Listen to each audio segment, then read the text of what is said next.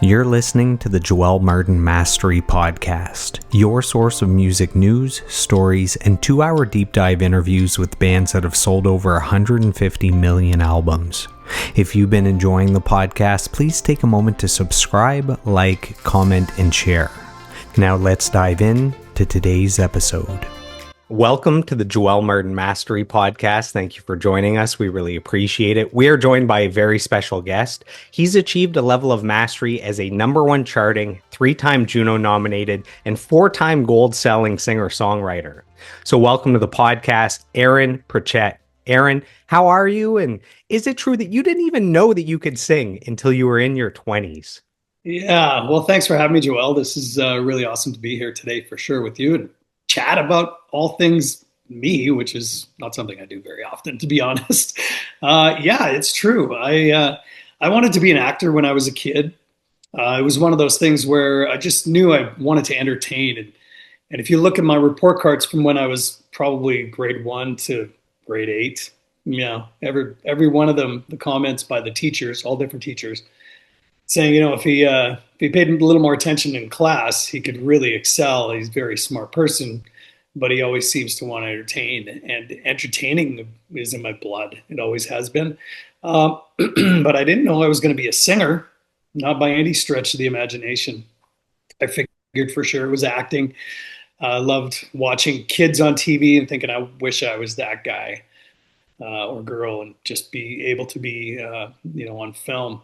And later in life, after, the singing thing happened, I got into some acting and I really like it, but it's a totally different world. And I don't know if I would have enjoyed doing it, as a career, full-time career, as much as I love going on a stage and singing to people live and getting that immediate reaction from their faces and yeah, now it's something I love. But yeah, I didn't start singing until I was 21. I didn't even know I could sing until I was 21. And should I tell the story? It's pretty crazy because you look at someone like Justin Bieber, where by the time they're 15, they have 3 #1 albums, and you'd call you a late bloomer or something. It's wild to see you started that late, and you've had a tremendous amount of success in that period of time since then. Well, actually, what's kind of even more impressive to me, not saying everybody else should find it impressive, but I think for me, what I found impressive mostly was I started singing at 21, but I didn't start a band until I was about 23 in 1993, and started playing the clubs in the Vancouver area, a little bit in Calgary, a little bit in Edmonton, but mainly Vancouver, from 93 to 2004. So in the early 2000s, in my early 30s, I finally had songs on the radio, and I never really had a big hit song, which would be a top 10 as far as we consider in country music, a top 10 hit until I was 34, 35 years old. So that's even more of a late bloomer, I guess, in a lot of ways, but really honed my craft and learned my entertaining skills immensely when I was playing in the clubs, for many, many reasons. Man, it's so wild that you didn't get your first top 10 hit until that age. And then you look at your accolades, how many top 10 hits you've had since then. So anyways, it took a while to get there, but once you got there, man, you've stretched it out. You've held on for dear life up there, which is pretty awesome. Yeah, I think I managed to hang on to just a string many, many times in this career. And you have your ups and downs. A lot of it was ups from about 2002 onward.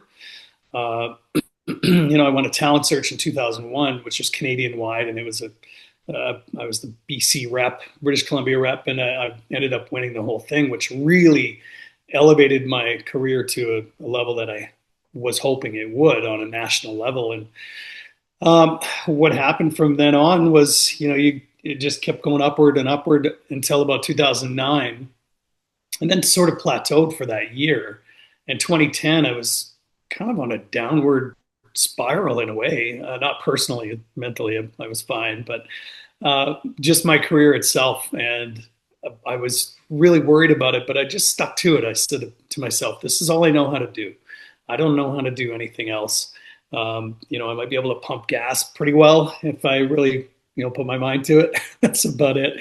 But in 2016, there was a resurgence, as I call it, and really brought my career back into some really, really great things, which we can get into later. So we're going to do a full 2 hour deep dive. We're going to cover your life, your career, your discography. Sure.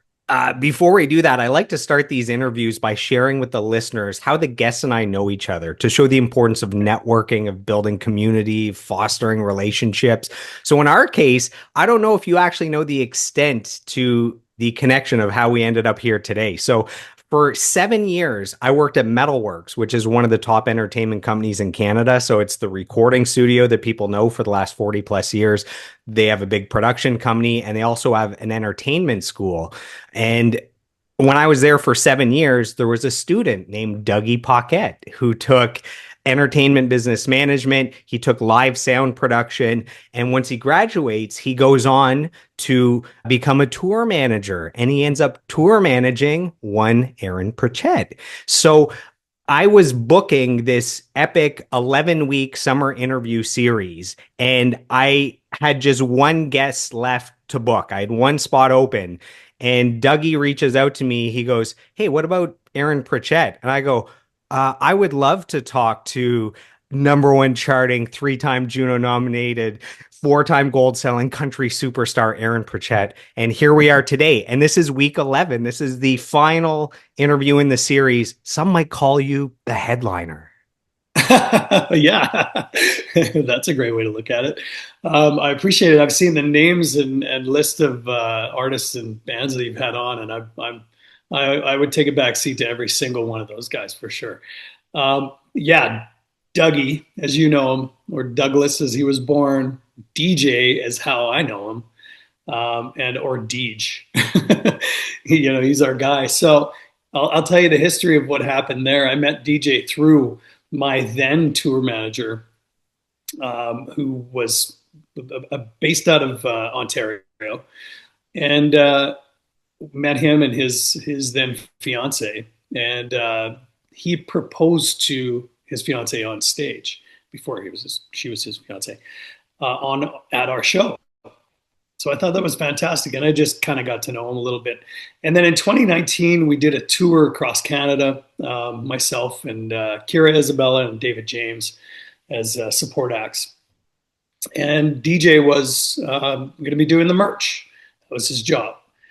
So it came along where basically it was time for the tour manager that was working on that tour to go. And we didn't know who was going to be filling in, but it just was a thing that had to happen. And before I knew it, DJ stepped up and said, "I'll do it." And I was like, "Okay, well, I know you went to school for, music business and, some music things, but didn't know much of his history in music." And the guy nailed it, knocked it out of the park, was a complete professional, not only with the band and crew and everybody with us riding on a bus, but with every show. He was being the most professional I've ever seen a tour manager be in all the years that I've known tour managers, and was just on top of it. Was above and beyond anything that I'd ever expected. And ever since then, not only is he a great colleague to be working with, but he's just a fantastic person to hang around, and he's one of my bros. And he's living in Kelowna now, so we see each other fairly often because I'm through there quite a bit. But yeah, I'm glad he suggested me to you, and that I can be your 11th and final for the summer series. Is that right? That's absolutely correct. And I wanted to kick off this interview powerfully. So I reached out to one DJ Pocket, as you like to call him, and I got some kind words sent in. So this is what Dougie says. He says, as a performer, he has to be one of the most hardworking in this industry. His live show is unmatched. He doesn't put on a country show. It's 100% a rock show, and he matches that energy every time he hits the stage. Off the stage, he's the most humble and giving person I've met. The man gives and gives to everyone around him. There's a reason he's been in this business for over 25 years, and that's because of his reputation and hard work. People love him. That's from DJ Pocket. Wow, that's really nice. Make me cry. That's nice to hear. I take a lot of pride in not only what I do on stage, but off stage. I really believe that not only myself represents myself to the general public, to people that are buyers of the show, or whether it's a sound company that's setting up sound. Doesn't matter who it is. I've always taken pride in being kind and being nice and understanding. And even if there's an issue, I don't make a big deal out of it. And it's nice to see that my peers notice that as well. And it was really nice to hear those words from DJ. We have so much to cover with your career since you said 1993. Let's go all the way back to the beginning. Where does this love of music come from? Is there an earliest musical memory that jumps out at you? There's a lot of musical memories because music was really played constantly in the houses that I was in. Uh, I remember from even as a little boy, my dad's favorite song was "Let It Be" from the Beatles, and that was constantly being played. That album, I think it was the White Album, was constantly being played. The record on a record player back in 1972. Yeah, so music was a huge thing for me right off the hop. But as I was getting to about 4 or 5 years old, I remember really gravitating to two particular artists, and that was obviously Elvis Presley, because again, in the '70s, Elvis Presley was still massive, and the heartthrob of all the middle-aged women by that point. But then also Stevie Wonder.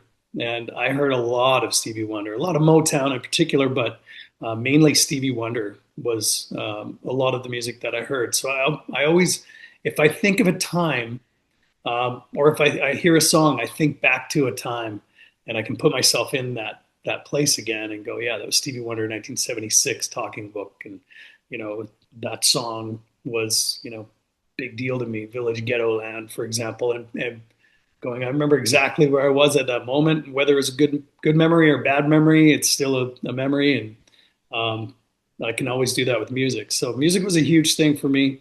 We used to always clean the house to James Brown was probably the biggest one back then. That's probably the best soundtrack if you have chores to do around the house, Oh would be yeah, some James Brown.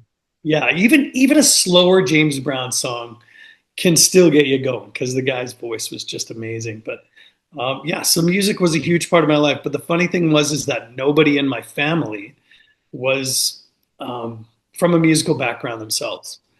Nobody played a guitar. Nobody, sat around singing in the house. Nothing like that. It was just something that was in me.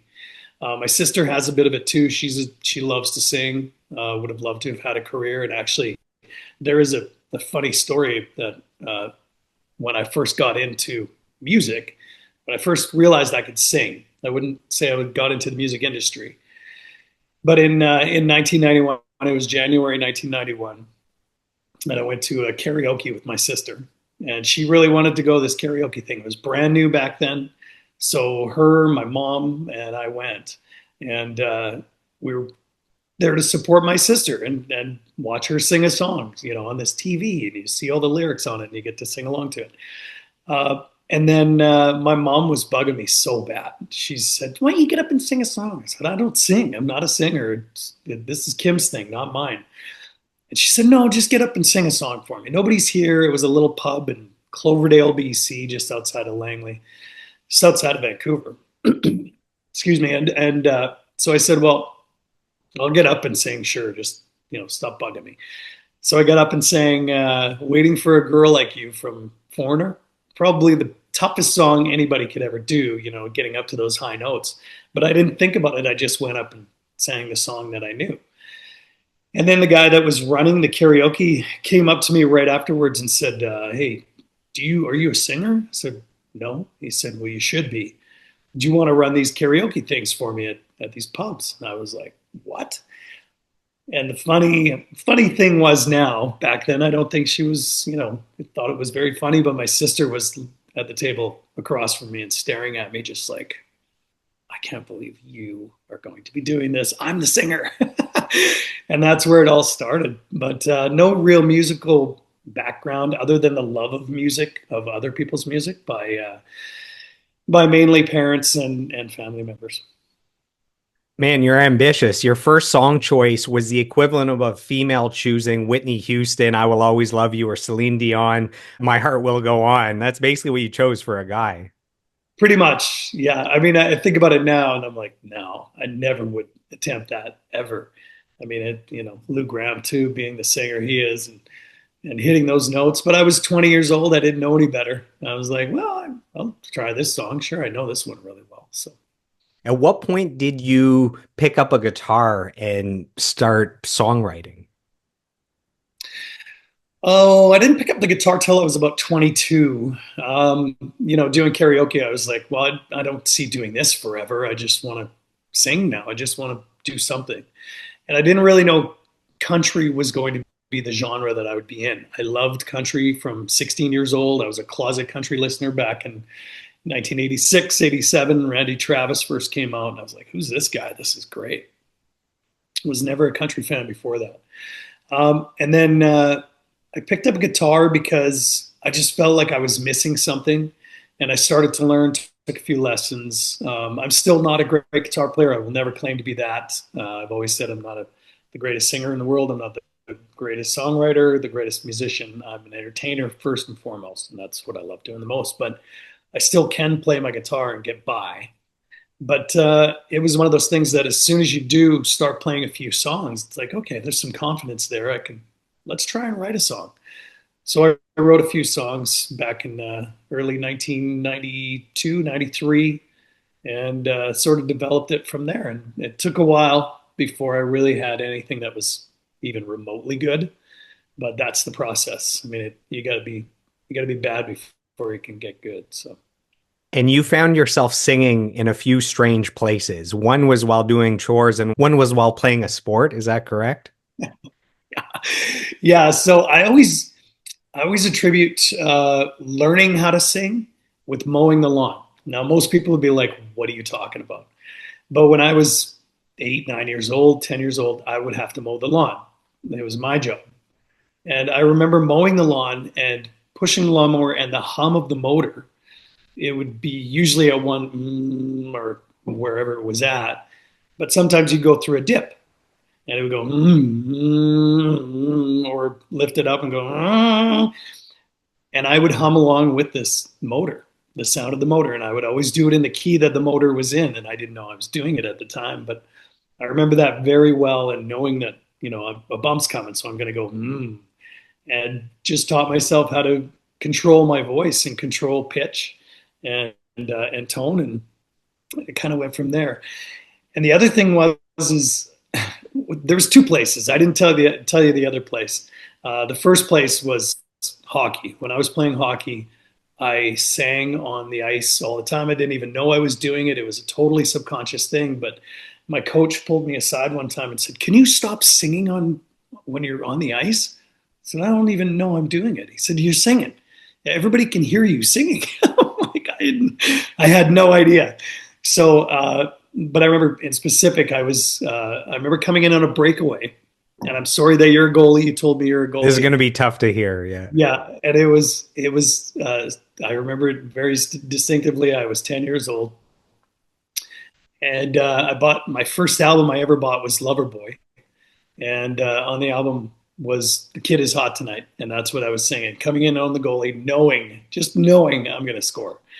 And yeah, I scored. But singing your own theme song, The Boys. Exactly. And the second place, which I didn't tell you about, was my aunt told me one time when I was in the bath, she was outside the door was closed. And I guess I was singing, and I didn't realize I was singing. And I stopped because I thought I heard her there, or somebody there at the door. And she said, "Don't stop singing. You're so wonderful. Keep singing." And I just remember that really well. I was like, and then I shut up. I didn't want to make a peep again after that because singing was embarrassing for me for the longest time. So, but felt pretty comfortable doing it, playing hockey. That's for sure. So before figuring out that you want to become a singer, become a musician, a performer, there were different things that you wanted to do. You wanted to be an actor. Did you also have dreams of playing in the NHL? I did. But back then, when I played minor hockey, it was never something that was And everybody was that way. All the kids were. It's not like I think it is now where kids think, oh, I have to make the NHL and I'm 10 years old. At 10 years old, we're just playing because we loved it. Even 14, 15, 16, we never thought, we have to do well playing hockey because we got to make the NHL. I don't know. There was just this thing that was like, I would have loved to have played in the NHL. I would have loved to have played professional hockey more than do what I do now. And that's no disrespect to what I do because I absolutely love it. But my first real passion in life was hockey. And the way I knew that was because, again, 9, 10 years old, I'm sleeping in my hockey gear. Like I would have everything on except my gloves and skates and helmet and everything else I was wearing so that I was ready just to go to practice the next morning. And some days I would get up at 2 o'clock in the morning. I didn't have to leave for practice till 6:30 to walk to practice, which was about a half an hour walk when I lived up in Kitimat, BC. And I would sit there for 3, 4 hours watching TV just so I knew that I wasn't going to be missing practice. Constantly looking up at the clock and watching TV, looking at the clock. When do I get to go? When do I get to go? I was so happy and excited to go play hockey. And it really was my first true love, my first passion, and something that I still have today, although my body's a little rickety to be playing at some of the levels that I've been attempting to play lately. But yeah, it still really is my first true love and would have loved to have played pro hockey. My uncle still plays and he's like 75. So, Yeah. you can just keep going. And your story about sleeping in your hockey equipment just reminded me of a funny story. There's one time where some of my friends gave me a call and they said, "Hey, we're heading out to the outdoor rink." As a goalie, it's like a bass player in a band. You're a hot commodity. There's not a lot of you. So they give me a call. They say, "Hey, man, let's go play on the outdoor rink. You can go in nets." Because it's always so cold out, I got almost fully dressed and then got in a car, and someone else was driving. We got to a stop sign and the car pulls up beside me and turns, and there's a fully dressed goalie with a helmet on. They turn and it's not something they ever thought they would see, just sitting there with Yeah. a helmet on. So Oh, that's so funny. Yeah. Yeah. I loved it so much. Still do. you actually sort of got to live out your hockey dream of playing with an NHL team because you're affiliated with one, are you not? You're an alumni with Yes. one? Yeah. I'm a full member of the Canuck alumni, Vancouver Canucks alumni, and have been for over 10 years now. And when I first started playing, how it all developed was kind of funny because I was shocked actually at what they said. So in about 2004, once my career was taking off, and I would do celebrity events, whether it was golf or hockey, there would be these hockey events. And in 2004 was the first one that I played in. It was called the Sea to Sky Hockey Tournament. There was a game in Vancouver and a game in Whistler, BC. And it was with the Canuck alumni, but also at that time, the Canucks were, well, the NHL was in a lockout. They had a lockout that year. So we had a bunch of the current Canucks playing as well in this first tournament. So for me, this was a dream come true. Even though these guys are 10 to 15 years younger than me, I'm just like, wow, I get to play hockey with these guys. And then not only that, but the alumni, like, for the Vancouver Canucks, it's Cliff Ronning, Kirk McLean, Jyrki Lume, all this list of guys, Jeff Cornell, Dave Babich. And for me, it was like, man, this is a dream come true. I get to play in this game. So we had the two games. And I remember the following year, Jim Cuddy, I got an email from Jim Cuddy. And I'm like, what? Jim Cuddy's emailing me? He said, we're playing the Juno Cup. And we want to know if you want to be a part of the Juno Cup because it's in Vancouver. I'm like, dream come true. Number two, yes, absolutely.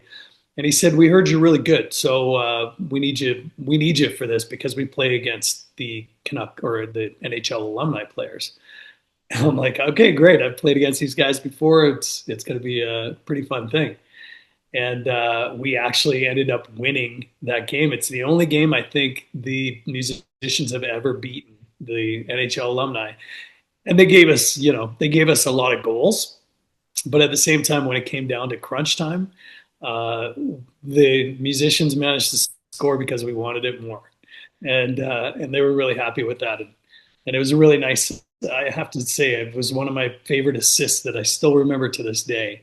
That I made to um, another musician for the winning goal. So it was pretty cool. And yeah, playing with these guys it's easy. You probably know what playing rec hockey is obviously like. And you see some of these guys and they struggle, so you struggle, or as a player that's playing out, and I'm a forward, so I'm constantly waiting for certain passes to come that I think should just be there in rec hockey, and they're not there. So it can be very frustrating and harder to play. You play with the alumni, and I'm not sure if you've ever gotten the chance, but when you play with the alumni, they know exactly what they're doing. They've been doing this for their entire lives at a pro level. So they just tell you what to do. You go there and boom, pucks in the net. It's that easy. It's crazy, but it's so much fun. It's a dream come true. So I think we need to forget about the number one single and the gold selling singles. I think your greatest accomplishment was that victory on the ice. Yes, yeah, the Juno Cup. Winning the Juno Cup. It was fantastic. Such a You great feeling. mentioned the lockout year. It reminded me of this famous picture that went viral. I forget the team, but it was at, let's say, a Toronto Raptors game. There was a guy in a Toronto Maple Leafs jersey, and it's like, "Thanks NHL. Look what you made me do. It's the only sport I can attend." So a Maple Leafs jersey at a Raptors game. Yeah, that makes sense. That makes sense. When you were learning to play guitar, when you were learning to develop your voice, you're writing songs, who are the musicians that you looked up to, that you saw them as entertainers or guitarists or singers or songwriters, and you said, man, if I really work at this and I show up day after day and I work at my craft, that's Mhm. kind of the pinnacle of what is truly possible, of what I can achieve. Right. Well, I mean, it was on different levels. Like you said, as an entertainer, one of the main people that I always looked up to was Garth Brooks from a country perspective. Pretty much every rock and roll band you can think of in some way or another, whether it was The Who or whether it was the Rolling Stones or whether it was, Black Crows, just seeing their live shows and going, wow, this is impressive. I want to be able to do this kind of thing for people because it wasn't so much about, like I said, singing the best. I definitely wanted to have a good performance every night, and I still do. But it's more about being able to allow the people that pay good money to come to your show to escape from their lives for 90 minutes, whether good or bad. It didn't matter. It was just something that I really wanted to press to people, that I want you to just get away from everything in your life. It doesn't matter whether it's good or bad or different. Just escape. And that's what I've always intended with my shows. And people have said, man, I've had this happen this week, and you really helped me take my mind off of that. That's the best feeling for me. When it comes to songwriters and musicians, I just really appreciate both of them, but I've never really strived to be a great songwriter. I always tried to write a great song for me. I've only written a few songs that other artists have recorded because I think because it was more based around, okay, what can I do for my career? And I want to be so different from everybody else that I don't want to write a song for other people and get away from my career and what is focusing on my brand. So I've always written for my own brand, and there's been numerous songwriters that I just have loved and appreciated. And I think when it comes to a production side of it, because I have had a hand in production with my music, because deep down, the only person that really knows me as an artist, or me, period, is me. But I look at somebody like a Paul Rubin and go, man, this guy, or Rick Rubin, sorry, Paul Rubin, not Pee Wee's Playhouse. Yeah, Rick Rubin. Rick Rubin has a brother we don't know of.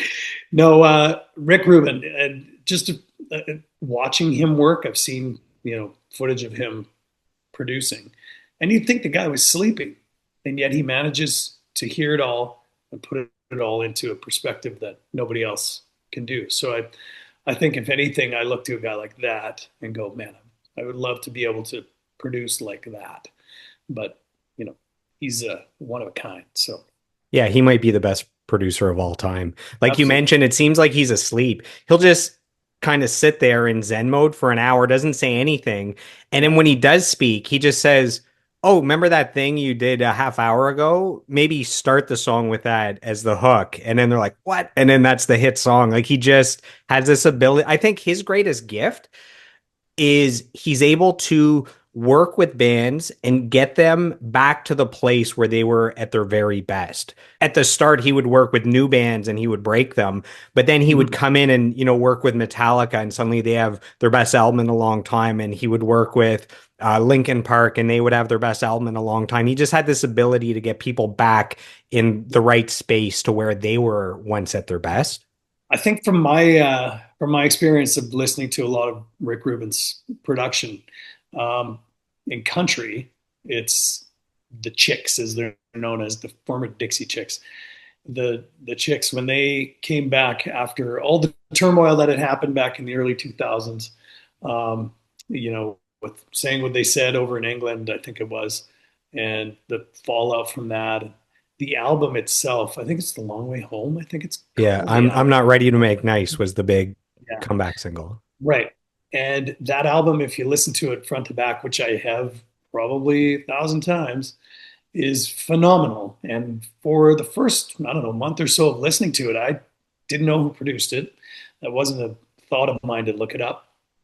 And then when I realized Rick Rubin had, I was blown away and thought, that guy is the master of the comeback and, bringing back a band that everybody thought was gone, that never would re- resurge in any kind of way.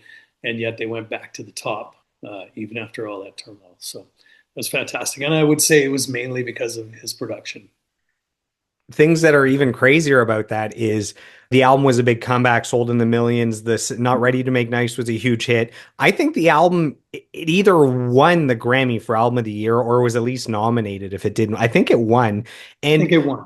what's wild is, if he's just a producer that does country and then he does the Dixie Chicks album or the Chicks album, that's awesome. But him going from Slayer to Jay-Z to Eminem to the Chicks, like that's what's wild is it doesn't matter what genre. He just brings out the best in people and he knows what great music is, and then he goes and does Johnny Cash. Like it's just, there's no Yeah. end. Yeah. Phenomenal. Yeah. And I love that Johnny Cash story. That I tell people this all the time. And I think I have the timeline pretty close. Uh, when he came out with that album, that final album, and Hurt was on it, because that was Rick Rubin who did that last collection or album. And when I tell people the story, I said you got to watch the video because the video is crazy. How Johnny is, he's 80 something years old, I think it was, and really worn down. Still sounds great though. And June Carter is in it with him, his wife. And I think it was the video had come out, the single had come out, and Johnny and June are in the video, and I think it was maybe 3 months after the release, June Carter dies. And I think within a couple months of a broken heart, as far as I'm concerned, Johnny Cash dies. But what better song as a swan song than Hurt? It was just absolutely perfect. Yeah, I'm a big Nine Inch Nails fan, and Yeah. that's Nine Inch Nails song. So it's, man, the whole story and lore behind that is wild. Where I guess Johnny Cash had been in rough shape for a long time, and he hadn't been popular or put out music in forever. And Rick Rubin approached him and said, "I think you still have more to give."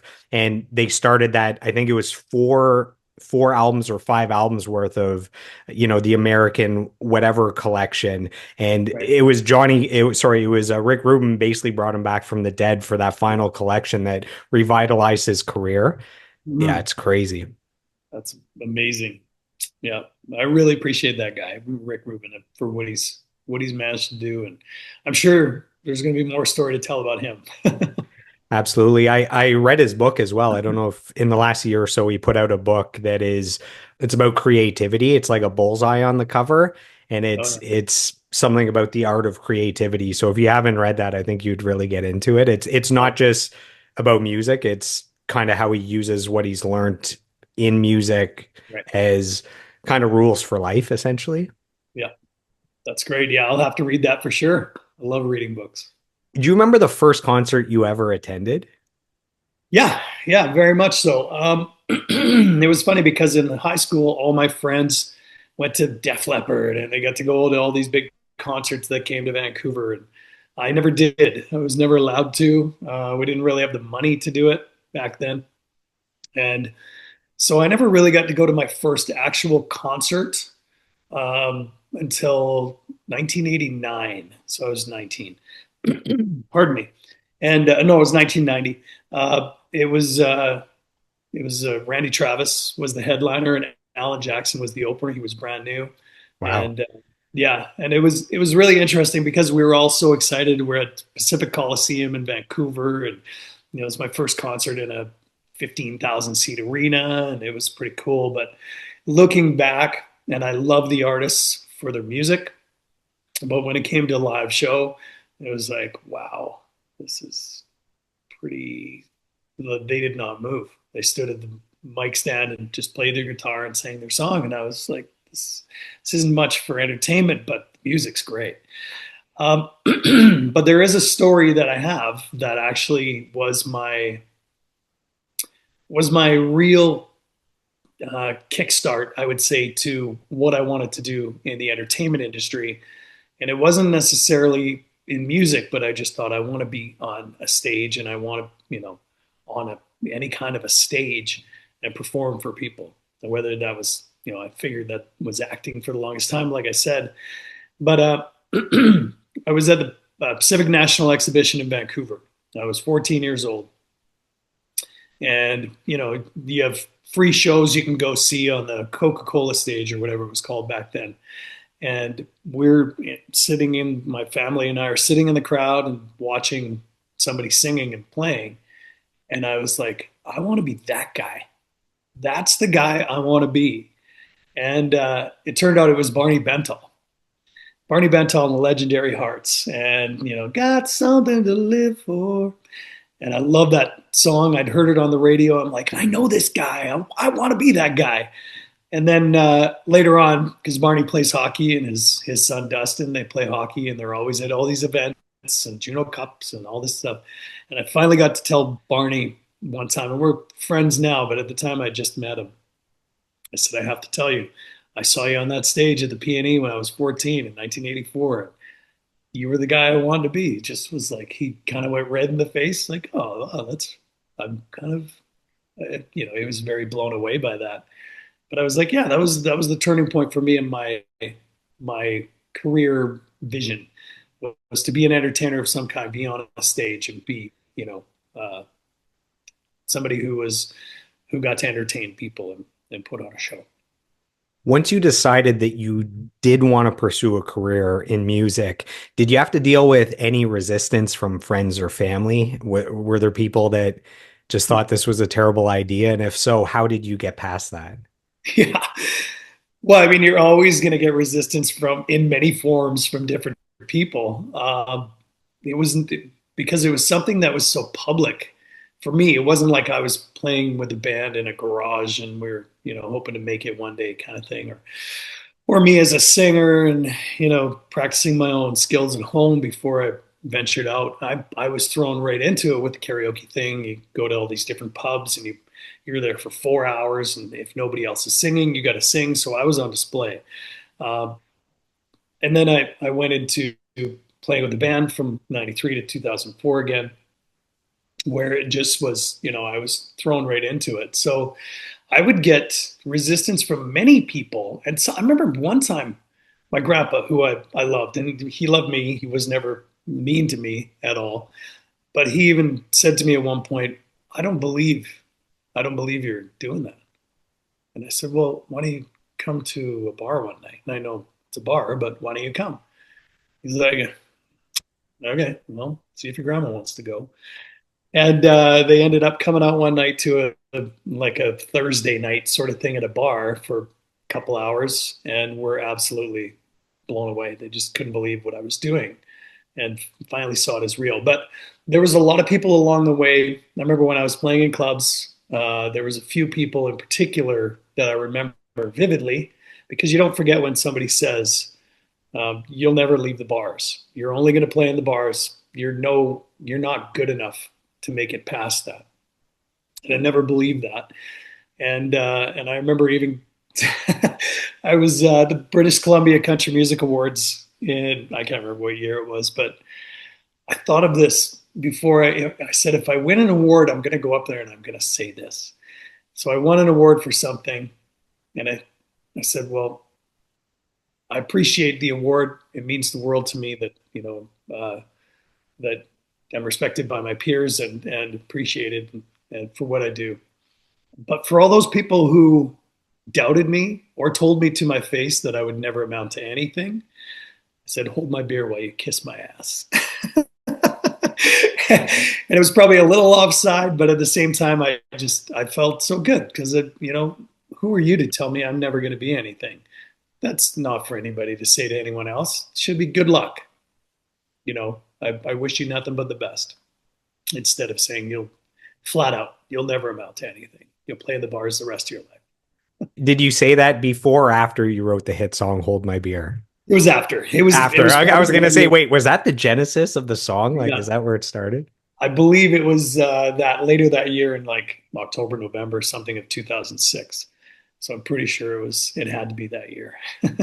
Do you find that you're a different person off stage than you are on stage? Like, do you find you bring out a persona, maybe a larger than life persona on stage, or are you basically the same guy? Because I've seen people like Danko Jones, where on stage he's like a wild man, and then you get off stage and he puts his glasses on, and he's very soft spoken. He seems like a librarian, but on stage he's like a rock god. No, I don't think I'm very different from on stage, other than I'm running around and I'm high energy, but I'm always high energy. Even I'm 55. I just turned 55 this year, and I don't feel like that energy is waning at all. I don't feel like I'm slowing down. So even off stage, I definitely love to chill and relax and just go into my own mode. But when I get off stage, I'm probably still, because I'm buzzing so high at such a high vibration, after doing Hold My Beer and all these songs that people are singing along to. I still have a ton of energy. And then even after that, I meet up with the band. We go to somebody's hotel room, have drinks, and just sit around, shoot the poop. And before you know it, it's like, okay, bedtime, time to go to sleep, get up, and tomorrow I'll do the same thing. It never seems to go away. And when I'm in public too, off stage, I know that I not have to be a certain way, but I tend to be a certain way where I'm just, a little bit more energy than maybe at home sitting with my fiance and watching a movie on Netflix. It's a little different that way for sure.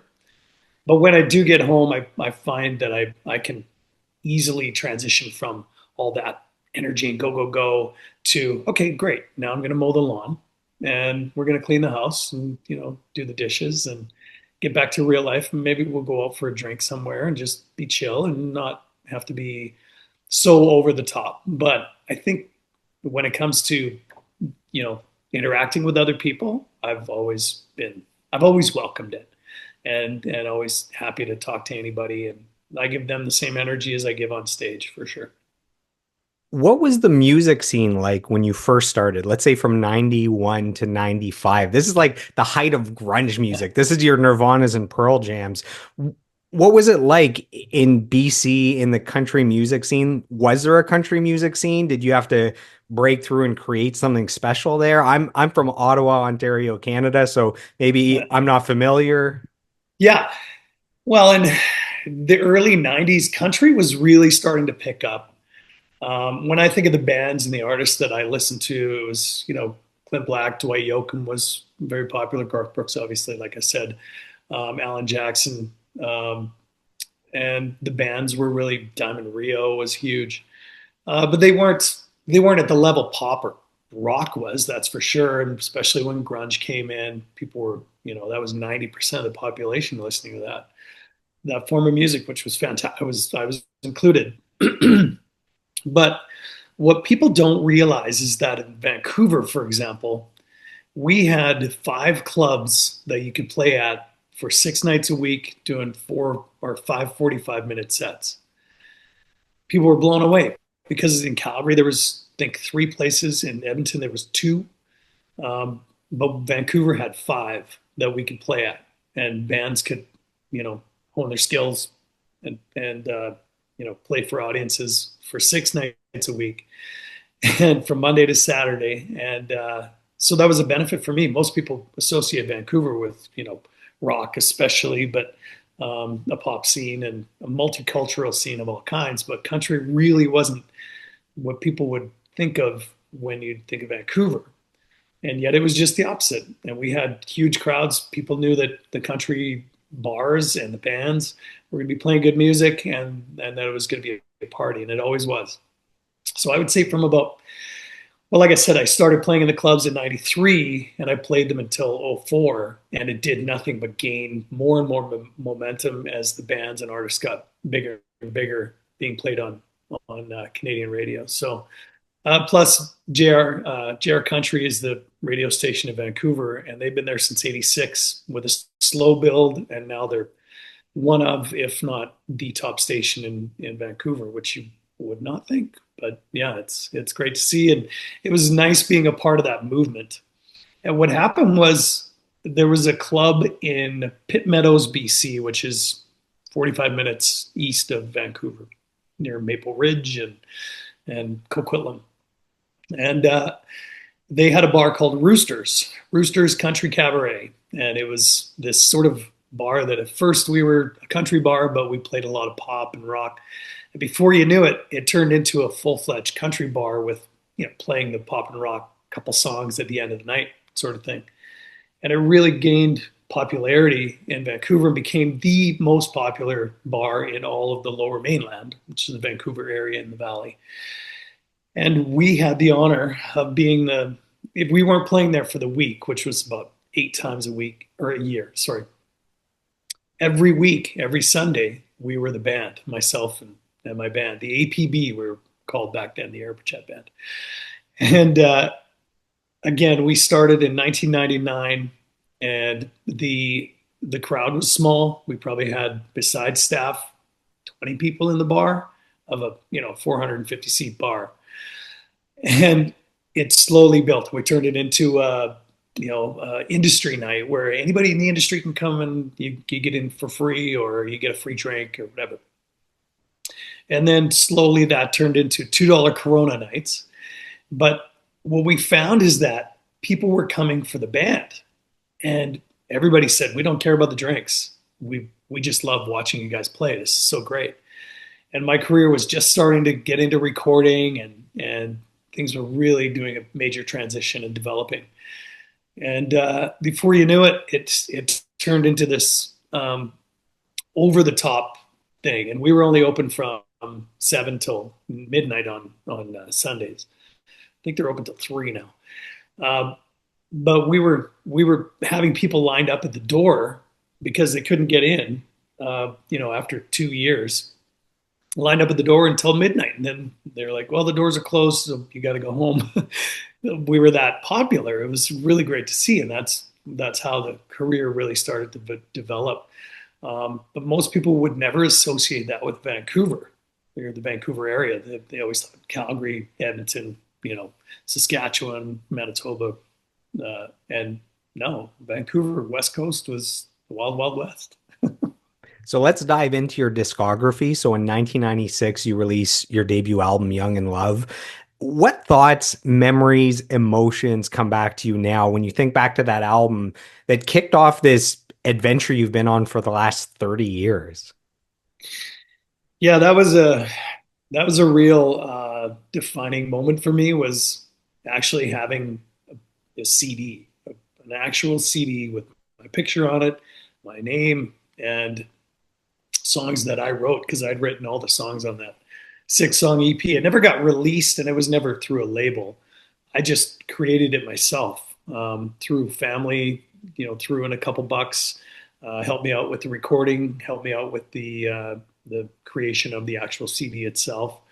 And before I knew it, I had this CD, and it was something that's floating around there somewhere. People are probably using it as coasters, and if you look at maybe thrift stores or or a really good flea market on a Sunday, you might find it, but it's pretty rare.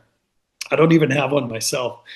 But yeah, it was the starting moment. It was it was the leap of faith that I took, thinking I need to record music. And I never recorded music for another 3 to 4 years after that. And even with those recordings, they were just the start of something that turned out to be pretty great. But I remember getting those CDs for the first time and being like, I got a barcode on the back of my. Look at that. That's I got That's my how you own know you've made barcode. it. Wow, that was pretty cool to be able to say that. And I'd written with some pretty decent people at that point in my mind. A guy named Rick Tippy who wrote "Young in Love" with me, the song, but also another song by Paul Brandt and I. When I met Paul Brandt in '93 when I was in a talent search back then. He was the Alberta rep and I was the BC rep in Hamilton for the Canadian Country Music Association. Had this Bud Country Talent Search, it was called. So we met there, and I said, I've got this song called City Cowboy that I started, and Paul finished it, and I'd written as much as I could. He finished it up, and so I put it on the album, and yeah, we've been buddies ever since.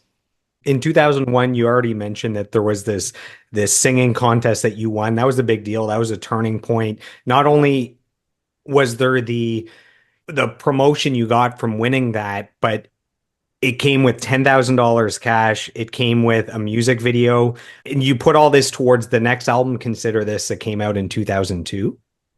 Yes, yeah, bang on. When we first had won the talent search, and we were like $10,000, this is great.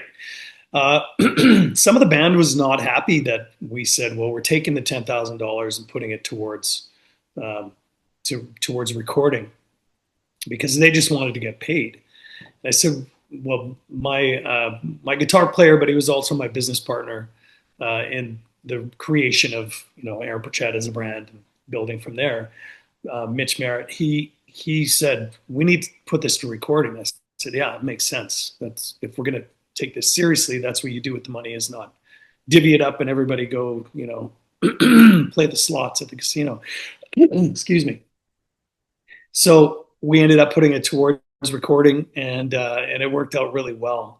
And we got a video from CMT that we got to shoot, which was fantastic because the single "Consider This" was the first official single from that album. Even though I had released two other songs to radio before we even recorded that album, we added it to the album, added them to the album, and that was really the catalyst that just took everything off. And before you knew it, it was it was kind of becoming a household name really really fast in Canada. It was all because of that. So the album Consider This was released on Royalty Records, and that's a big deal. They had Roy Orbison, Dolly Parton, Santana, Hank Williams. How did you Yeah. attract the attention of Royalty Records? I think it was networking. Networking was the most important thing for me back then, and I think I was pretty good at it. I could sell ice to an Eskimo, or I can even say that. Maybe not. Maybe you cut that out. But I could talk to anybody. I was fearless back then, and I would talk to all kinds of people. So before I'd even done that album, I made friends with the people from Royalty. I made friends with people from Sony and Warner and all these different record companies, Universal in Canada. But Royalty was the one that was like, okay, well, this makes sense to work with Royalty because they're a smaller label. They're based out of, I think, Spruce Grove, Alberta, and they're not looking to, they're not expecting huge things out of you. They're helping your career begin. And even though they've got all these other artists that they've been working with, established artists, like you said, the Orbisons and etc., they they really thought, well, let's focus on just trying to get your songs on radio and putting it out into all the HMV stores back then, and getting it into Walmart, and doing as much as we possibly can to get you out to the public eye, but starting your career and not blowing it all too quick, and too early. Let's build this. So Royalty was the one that made the most sense, and we understood even back then, and I think it's even worse now, as far as I know, that the major labels, the bigger labels, are interested in now. They want success now, and then we'll worry about your future success later if it continues. Whereas royalty was a little more, they were a little more based on let's start now and then see where it goes from here. And that was a great starting point. And I was really, I really loved the people I worked with, and I kept in touch with them for decades since. So that was the way to go. The song Consider This, the chorus is so good. The song has great harmonies. Has hearing and singing harmonies always come easy to you, or is that something you've had to work on? Yeah, what's funny is that let's go back to the lawn mowing incident. Every time I That's mowed such the a lawn, strange way to get ear training, but yeah. I know, but I didn't know I was doing it. I didn't know what it was, but I would always try to harmonize with the note that the hum of the mower was making. So that's kind of where I got that from. I didn't know it existed. I didn't really realize what it was, but I listened to a ton of music back then too. And I'd always pick up on the harmonies, whether it was listening to Foreigner 4 or whether it was listening to Loverboy or um, April Wine was a huge one for me. So I'd listen to all these different songs in Led Zeppelin, and I would hear all the harmonies and things that were going on and different sounds here and there. It all made sense to my ears. So I picked it up from then.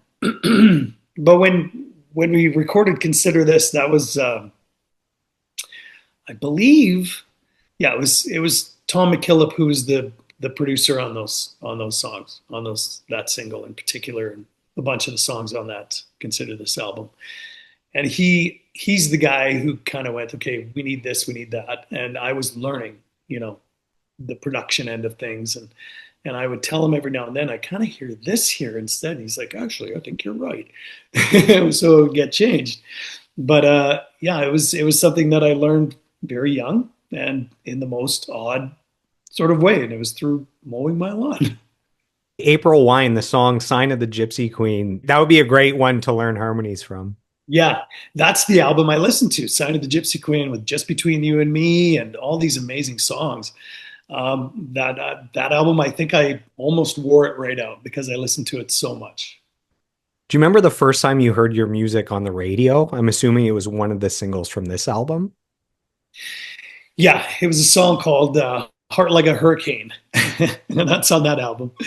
A song I wrote, or I didn't write it. I got it from my bass player then at the time, George Wolfe, who now lives in the East Coast. He's been there 20 something years. He was a bass player. He's a great guy. But he pitched this song to me, and I was like, this is a pretty cool song. I like it. Keep in mind, this is 2000. So, I mean, it's dated. The song is dated, but it stands a test of time if I think so. But the first time I ever heard that song on radio was April 4th of 2000. I know that I remember the exact date. And I remember hearing it on JR Country. They were the first ones to play it. And it got some sparse play throughout the country. But it was my first real national release that did anything. And I remember hearing it on the radio. They called me ahead of time and said, hey, we're going to be playing your song. And also, how do you pronounce your last name? I said it's Pritchett, and they were like, oh yeah, we have a bet going on around the office here that it's Pritchett or Pritchett. I said, well, you're both wrong. It's Pritchett. Mix the two together. So then I remember it came on the radio and I was jumping around. I was living in an apartment at the time, jumping around my apartment, just so excited. And I was hearing my own voice, being introduced by a on-air DJ, and man, this is official. And jumping on my couch and just being like, yeah, I'm gonna be a big star. you know, you won a lottery, or you're gonna be a massive star at that point. And it was just the beginning. It was kind of cool to remember that moment very, very well. In 2003, you release another album, Something Going On Here. There's four more singles, and you achieved not only your first top 10 single, but your first two top 10 singles. What did it mean to you, number one, to chart like that, and number two, to have that much support from radio finally? Yeah, it's unexpected. I think what I began to feel was, okay, I don't know where this is going. I know what I'd like to be as an artist, to have, hit songs on radio, to be recognized throughout Canada as being an artist. And, when you go out in public, I think I wanted that back then. But I didn't know where it was going. So when Consider This came out, it was a good introduction to the industry. A song called You Can't Say That I Didn't Love You uh, really kind of started the wheels rolling pretty fast. And then when Something Going On Here came out, and uh, New Frontier was on that, I believe. Yep. And was it My Way was the other one? My Way, John Rollin Wood, and Lucky for Me are the four Okay. singles, I think. Yeah. Okay, yeah. So with each of those, New Frontier was the first real big song. And I remember when it came out, I was nominated for my first CCMAs, Canadian Country Music Awards. And I didn't know what to expect again, too. I was like, well, I'm not going to win this. There's so many great artists that came out with other singles and albums and blah, blah, blah. And I ended up winning. I was just in shock. I couldn't believe it. But but with those, here's a funny story with New Frontier. So, like I said, I played in the clubs for till 2004. And I remember March 28th, 2004 was when I set my quit date for playing in the bars. But I'd set another quit date before that. And that was on January 1st of 2004. So New Frontier had come out later, 2003. And it was doing all right. But I felt like radio had lost interest. But what I didn't realize was that it was sort of the Christmas break. So they were lessening the airplay for songs like New Frontier that were on it was a top 10 at that point. But then, sorry about my clearing my throat. I haven't talked this long in a long time. But so then I said, I can't do this anymore. I'm not really making any money. I'm playing in the clubs. I'm not going anywhere. In particular, I played one gig with George Canyon and Johnny Reed at Oktoberfest in Kitchener, Ontario. And I was like, I'm still not making much money here. There was a moment in Kitchener where I was afraid I didn't have enough money to buy a coffee at Tim Hortons. And this is no lie. So that was the day where I decided I'm going to set a quit date. January 1st, 2004, it'll be my last gig. I'm not going to play anymore. I'm not releasing music to radio, nothing. I can't afford it. I have, 3 kids that I got to help pay for, and a life to live. And this wasn't the life I was liking. I loved doing what I did, but I didn't like the life I had to live because I was living, a dream. So I had to set a date at Roosters on March 28, 2004. And I did it. And I said, okay, I'm done. And my agent, Jim Cressman he's with Invictus Entertainment Group now. He owns it. He called me up and he said, 2 weeks after I quit.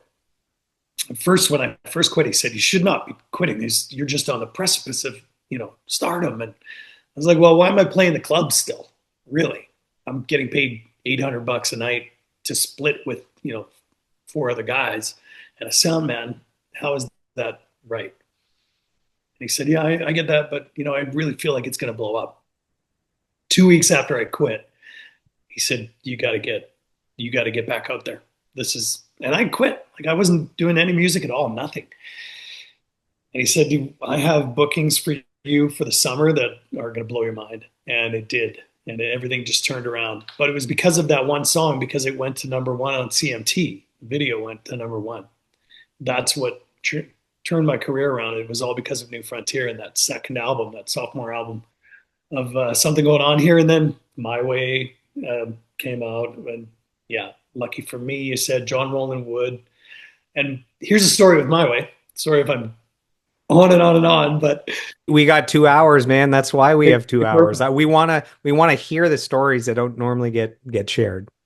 And I get to tell these stories because I do a lot of acoustic shows or, private shows or acoustic shows where I get to tell the stories for these. And I'm repeating myself, but they're definitely the absolute truth. And I could tell them verbatim every time because they're true. But with My Way, so when we went into the studio, We had 10 songs that we were going to record for sure. Not all were songs that I wrote. So just in case we had to drop one of the songs that I didn't write, because another artist would record it and we'd find out in the studio, which does happen, we had a list of five alternate songs, sorry. So these five alternate songs were from first I'd like to record to the last one I'd like to record. And on the bottom of that list was My Way. So we go into the studio 3 days, the third day of studio recording. My producer and I called him up. I'm like, why did we record My Way? He said, what do you mean? Wait a minute. Why did we record My Way? I said, I don't know. I have no idea. That was on the alternate list of five. That wasn't on our main 10. Why did we do that? Did we have to drop a song or whatever? And he said, no, we didn't have to drop any songs, but we recorded My Way. And I was like, because I did the scratch vocal for it in the studio and everything. And it never occurred to me that we're doing this song. It was just a part of the studio process. It was on day one.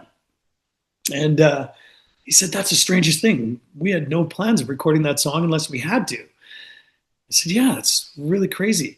Skip ahead to later that year, and it was 2003. We released My Way, and it's a huge hit. And if it wasn't for that song going so big, and it was the most played Canadian country single that year, which was even more of a fluke. But if it wasn't for me recording that song and having success with it, I never would have met Derek Rattan, who was one of the co-writers on My Way, along with a guy named Tim Taylor. They're both from Ontario, living in Nashville. I had to met Derek. I never would have had the success that followed because we wrote numerous songs, but the biggest one was Hold My Beer. And if it wasn't for recording My Way, releasing it by fluke, I probably wouldn't be having this conversation with you right now. This episode has been brought to you by the Women in the Music Industry podcast. It's hosted by music producer Rob Wells, who has worked with global superstars like Justin Bieber, Ariana Grande, and Selena Gomez. Through his 1-hour interviews, he shines a spotlight on the remarkable women who are breaking barriers and making their mark in the music industry. Some of his notable guests include Morgan Lander of the multi-million selling metal band Kitty, and Pam Shane, who co-wrote Genie in a Bottle for Christina Aguilera. If you're a fan of the Joel Martin Mastery podcast, you'll love the Women in the Music Industry podcast, which is available on all platforms.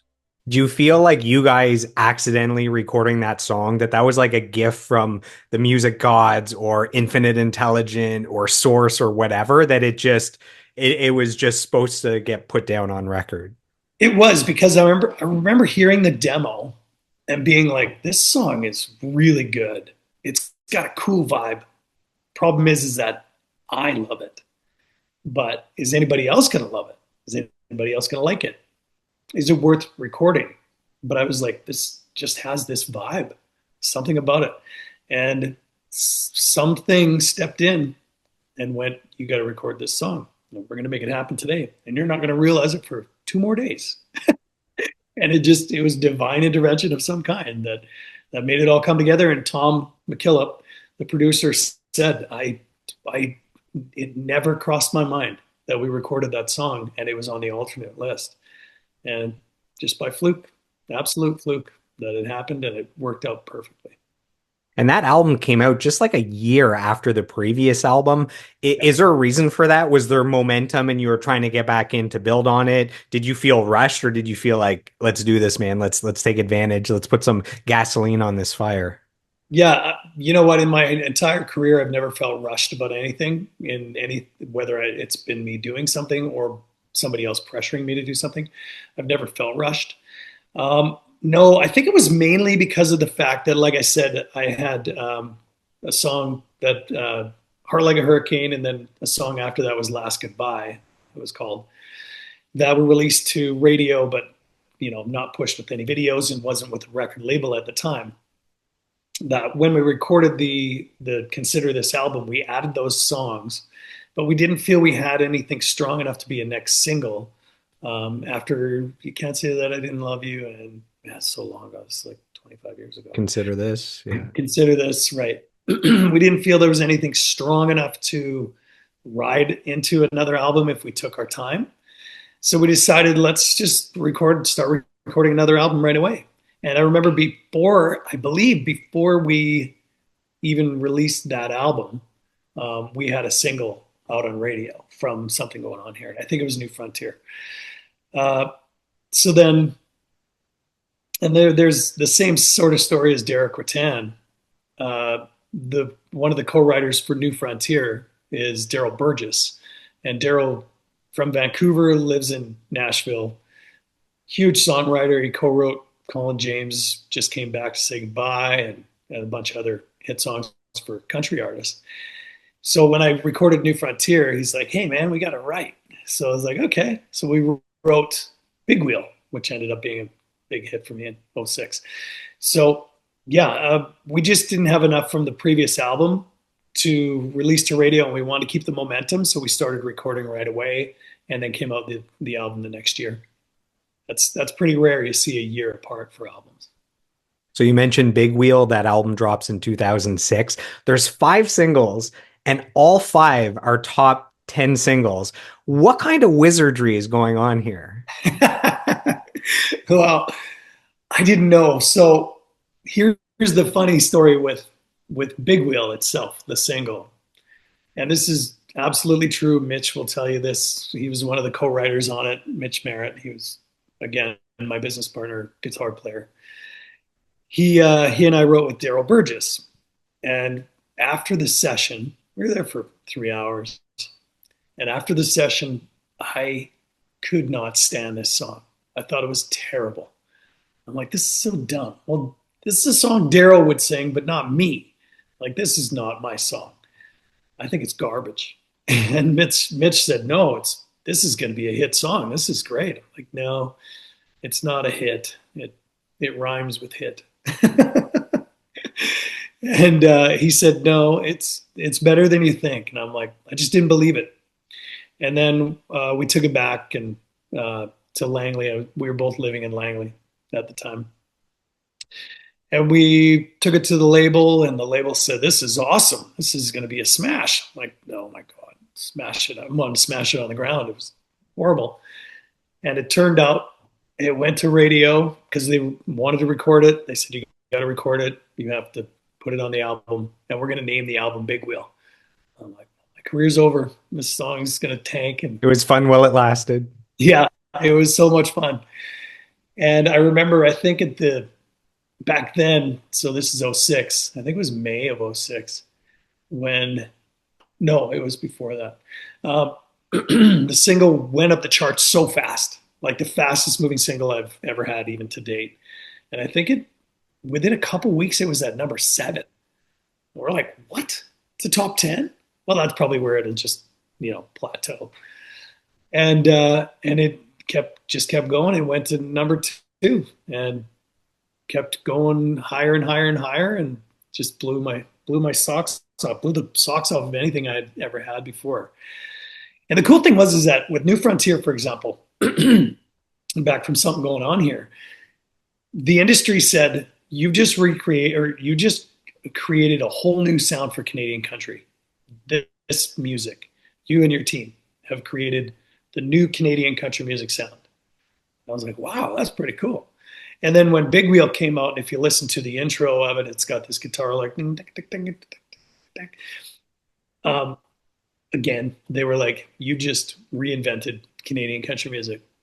Your music is, and I was blown away. I'm like, wow, I just love the music. We just had fun recording it in the studio. I'm glad you guys like it. I hate this song, Big Wheel. But it turned out it went to number 2. I never quite got to number 1. And the joke is when I do these acoustic shows and I get to tell the stories, I always say, I lead it up like, yeah, it was garbage. It was, a terrible song. It was, it doesn't rhyme. It rhymes with hit. It's a big pile of hit. And then, at the end I say, but it got to number 2. So I guess I was right. It was a number 2. And, people usually, nobody's ever booed me for saying that, but it was a surprising hit. And then obviously the biggest surprise of all was Hold My Beer, because that was the next single released. And it was a shocker because when the whole process for that was that Derek Rattan, myself, and Mitch were all in a writing session in Nashville. And we met in the morning at like 10 o'clock. We're trying to come up with titles. So we have, you have on your phone, you have like, or even on my computer, I think it was, you have hook lines that you come up with that you think of and you write down and you go, okay, this might make a good either title for a song or maybe just a good line in the song. So we were going back and forth for maybe an hour and a half trying to come up with something good that we wanted to write. And every title or every phrase we came up with was just like, nah. It took about an hour and a half. So Derek said, well, why don't we just grab a coffee and come back and sit down, just BS for a while and maybe something will pop up. It's like, yeah, okay. So we did that. We came back to the room, sat down, and as soon as I sat down, this phrase popped into my head, and it was from when I was DJing at Roosters, that country bar in Pitt Meadows, BC, because I would DJ there as well. I started there DJing actually, and played in the band. And I saw on the back of this T-shirt this phrase, and I thought it was funny. And keep in mind, this is probably 1998. Skip ahead to 2005 when I'm in this writing session. I don't even think about the phrase until this writing session. So I'm sitting there, I'm going, I can't say this. This is the dumbest thing. This is the dumbest phrase in the world. They'll just laugh at me and be like, no, okay, something else. So I blurted it out and I said, hold my beer while I kiss your girlfriend.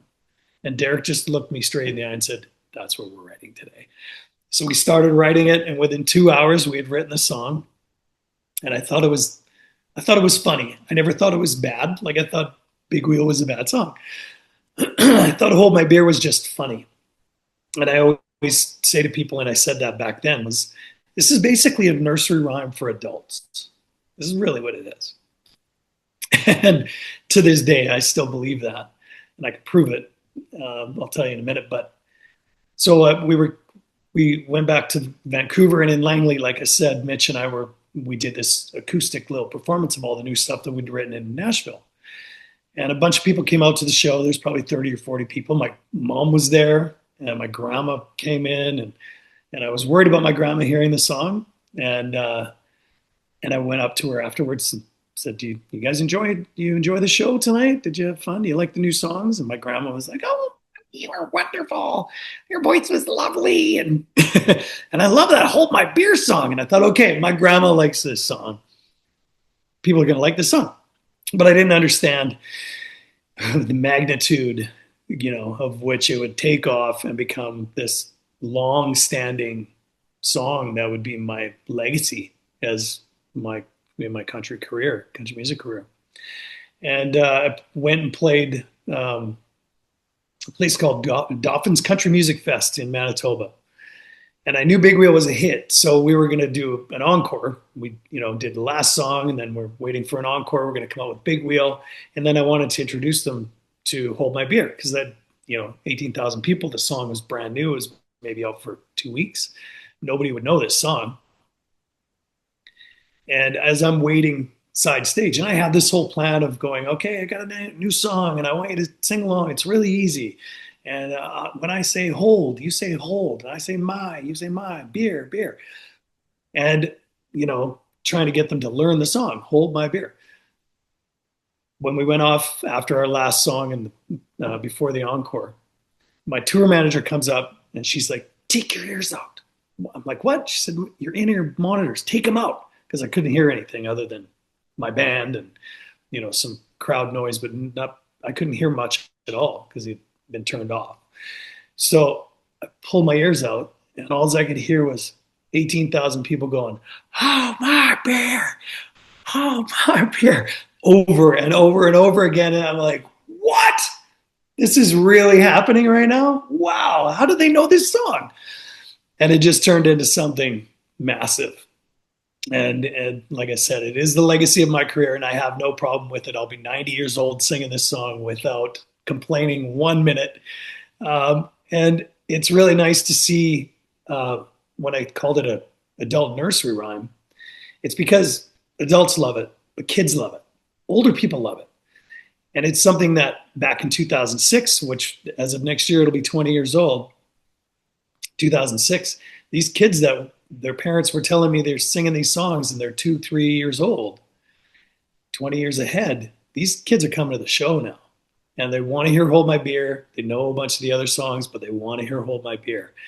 And I thought, man, if I could have this for the rest of my career, this is phenomenal. I can't believe it. I'm so lucky and so proud to be able to have written a song that was meant to be a joke, and turned out to be a lifelong hit for me and sustained my career for another however many years. It's fantastic. And that was your first single to get certified gold. Do you remember receiving the news that it went gold? I did, and it really wasn't that long ago because they changed all the structuring of how gold records worked. It wasn't based on actual selling of CDs or downloads. It was including downloads. It was including streams, but it took probably a year and a half longer than, or a year and a half, almost 5 or 6 years longer than I was hoping it would. But I think it had surpassed it, and then the record label finally went, oh, wait, you have a gold record. Yeah, you've got a gold record for this. Oh, by the way, just yeah. Side note. Way, sorry, we're busy working with other artists, but you got this gold record.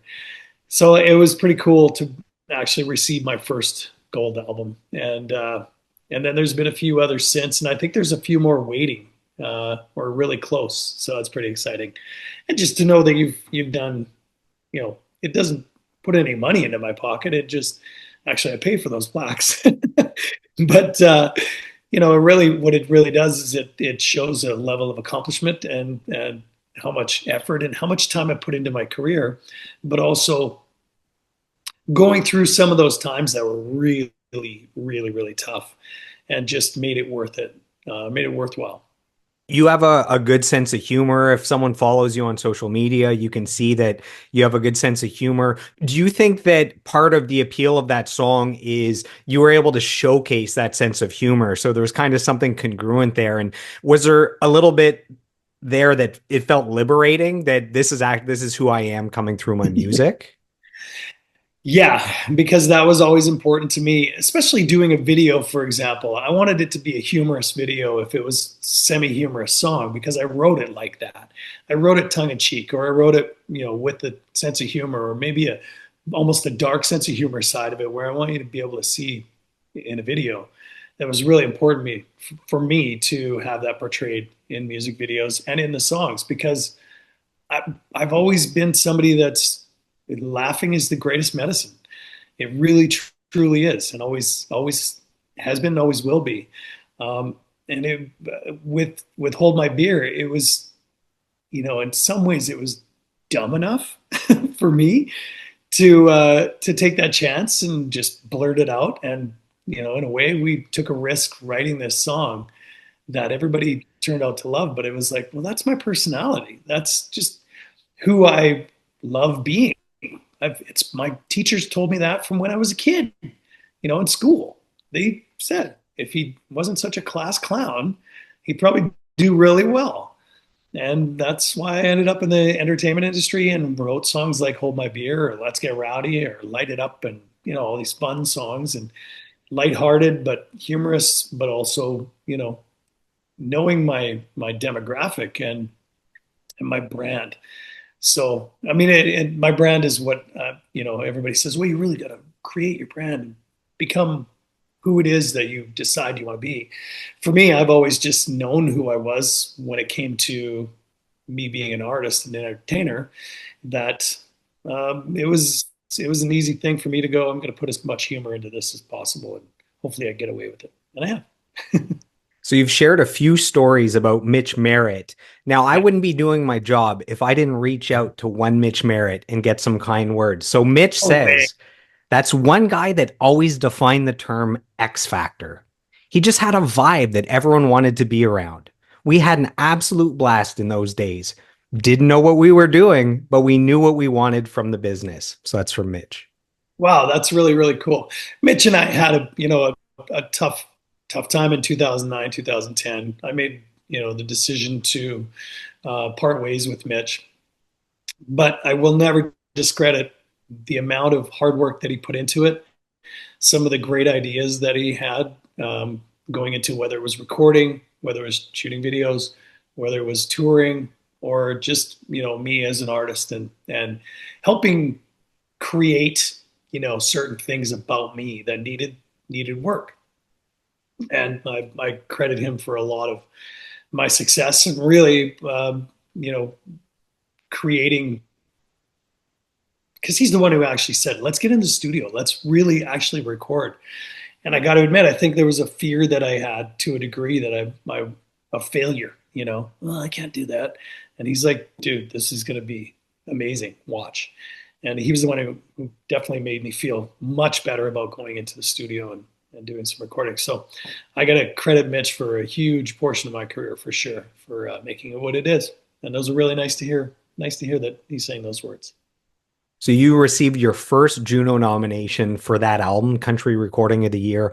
What did I mean, you would go on to get more nominations, but this was Yeah. your first. This is the baby, the first time. What did that Juno nomination mean to you? Well, it meant the world, being is the way they judge those things. It's not a popularity contest.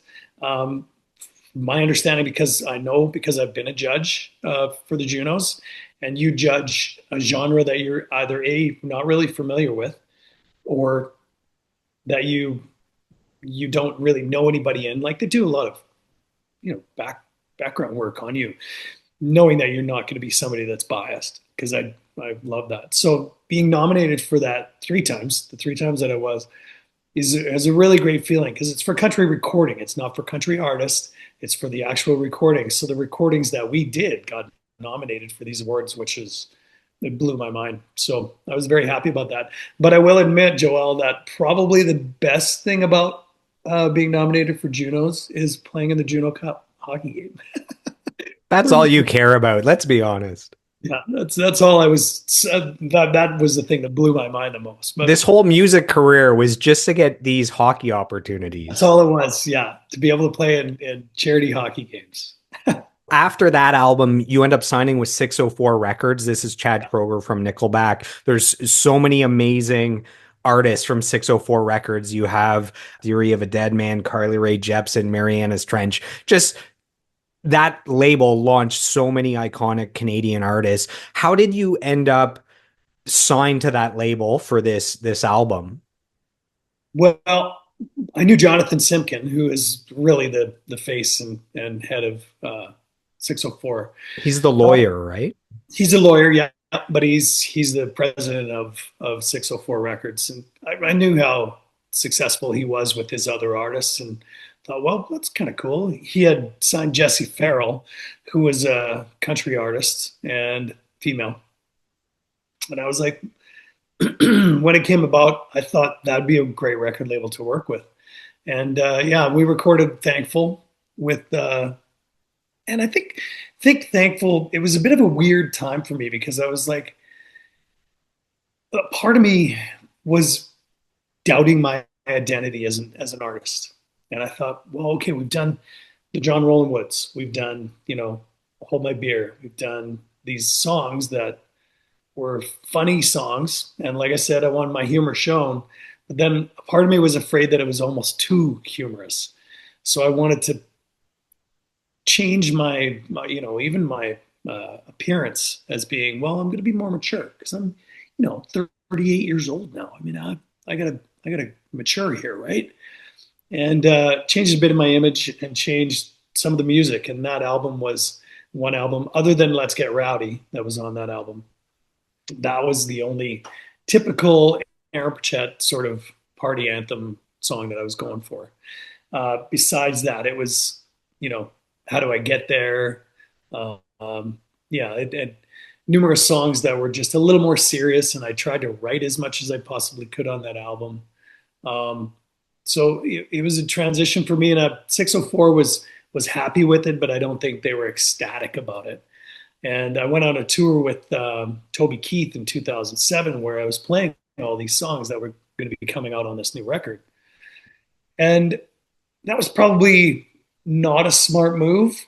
But we still did Hold My Beer. We still did Big Wheel, the a bunch of the previous hits. But there were quite a few songs that were the new songs for this album. And it was kind of a backfire because people were like, well, we don't really know these songs at all yet. You just should be playing the hits. And and then when the album came out, it did okay, but it was one of those things that it wasn't the level of Big Wheel, wasn't the level of something going on here. So it was a bit of a shock. And I almost went, okay, well, it's time to kind of reinvent. And 604, they did a great job of, working the record, but we only did the one record together, and sadly, and from then on, life dramatically changed both personally and professionally as well. So, yeah, it was a real turning point, but it was still a pretty cool record. So the album had 5 singles. It gets nominated for another Juno Award, Country Recording of the Year. And I have some kind words sent in from someone that comes into your life at this period of time in 2008. This is from Jason Brinkworth. This is your drummer since 2008. And Jason says, since joining the band in 2008, I've never seen an artist more committed to his fans and delivering 1,000% on every show we've played. His passion, sense of humor, and love for what he does is infectious to everyone around him. So that's from Jason. I love that guy, and that's coming from literally the nicest guy on earth. He He's a really is. credible source. He's a very credible source. So that's really nice to hear. This is like an episode of This Is My Life. You're Hey, we got you're, to get you right in the feels. That's the job yeah, you're here. getting me all emotional for sure. But yeah, there's several guys from the band. Well, my band, it was a process of elimination. I look at it, and no disrespect to anybody from the past. There was a couple people that were, needed to go, but I would say for the most part, there was things about maybe personality. Sometimes it was actually ability, um, but it's a process of elimination to get to the point where you are the happiest you could ever be with a band, and you would never want anybody else in the band but those guys or girls. And that's where I'm at. I have the best group of musicians, but not only that, they're family, and we all love and respect each other for what we do, but also who we are. And I think that's one of the most important things. So when you're touring with them and you're on a bus for 6.5, 7 weeks, and you're smelling their dirty shoes, and you got to put up with all that. But because our personalities all gel so well, not only on stage but in travel of any kind or just being around each other, period. It makes it all that much easier. And when you got a guy like Jason Brinkworth or Shane Hendrickson, my bass player, or Scott Smith, who's my guitar player, it's just these are great people. And Kirby Barber and John Spinarski and all these guys that I consider full-time players. My son Jordan, who's my oldest son Jordan, he plays with me quite a bit too. He and I are direct family, but we are a family that can make it all work so well. And that shows when we do our shows. That gives me the confidence to be able to go out on stage and run around and not be worried that they're going to screw up on anything, because they never do. But not only that, they're having fun, and they can tell I'm having fun. I think it's all infectious. It's all an infectious circle.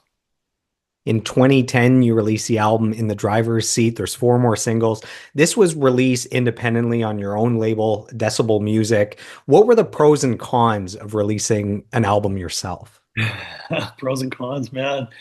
There was a lot of both, really. There was I took a big risk because people were worried that I'd kind of lost my mind or something, because I let a lot of people go. I ended ties with cut ties with Mitch, cut ties with Jonathan Simpkin at 604, cut ties with Jim Cressman at the time too in 2010. And I was I was feeling like I was just being taken advantage of, and I was the last guy to make any money. I was the last guy to. I felt, the way I remember thinking in my head, man, everybody else just wants to be me more than I do. Like, that's what it felt like. So I had to make these dramatic changes that, hindsight probably shouldn't have, or dealt with them the way I dealt with them. But 2010 was my year. I'm like, yeah, I'm in the driver's seat now. I'm going to take control. But what kind of happened was the industry sort of shut me out. And whether it was anybody else's doing, saying, yeah, he's not somebody you want to support because he's kind of losing it or something. But I wasn't really losing it. I was just tired of not feeling appreciated for what I do, and everybody else was benefiting from it. So um, that time came, and I recorded that album, which I was, to this day, I still feel like I'm so proud of the album, of everything that we did, whether it was the recording process, whether it was, doing the artwork and creating the actual CD itself. And we had to do it all in house, with me and a small, tiny little team of people that were assembled to help me out.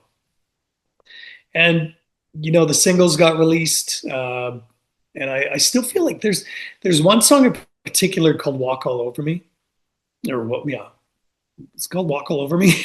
Yeah.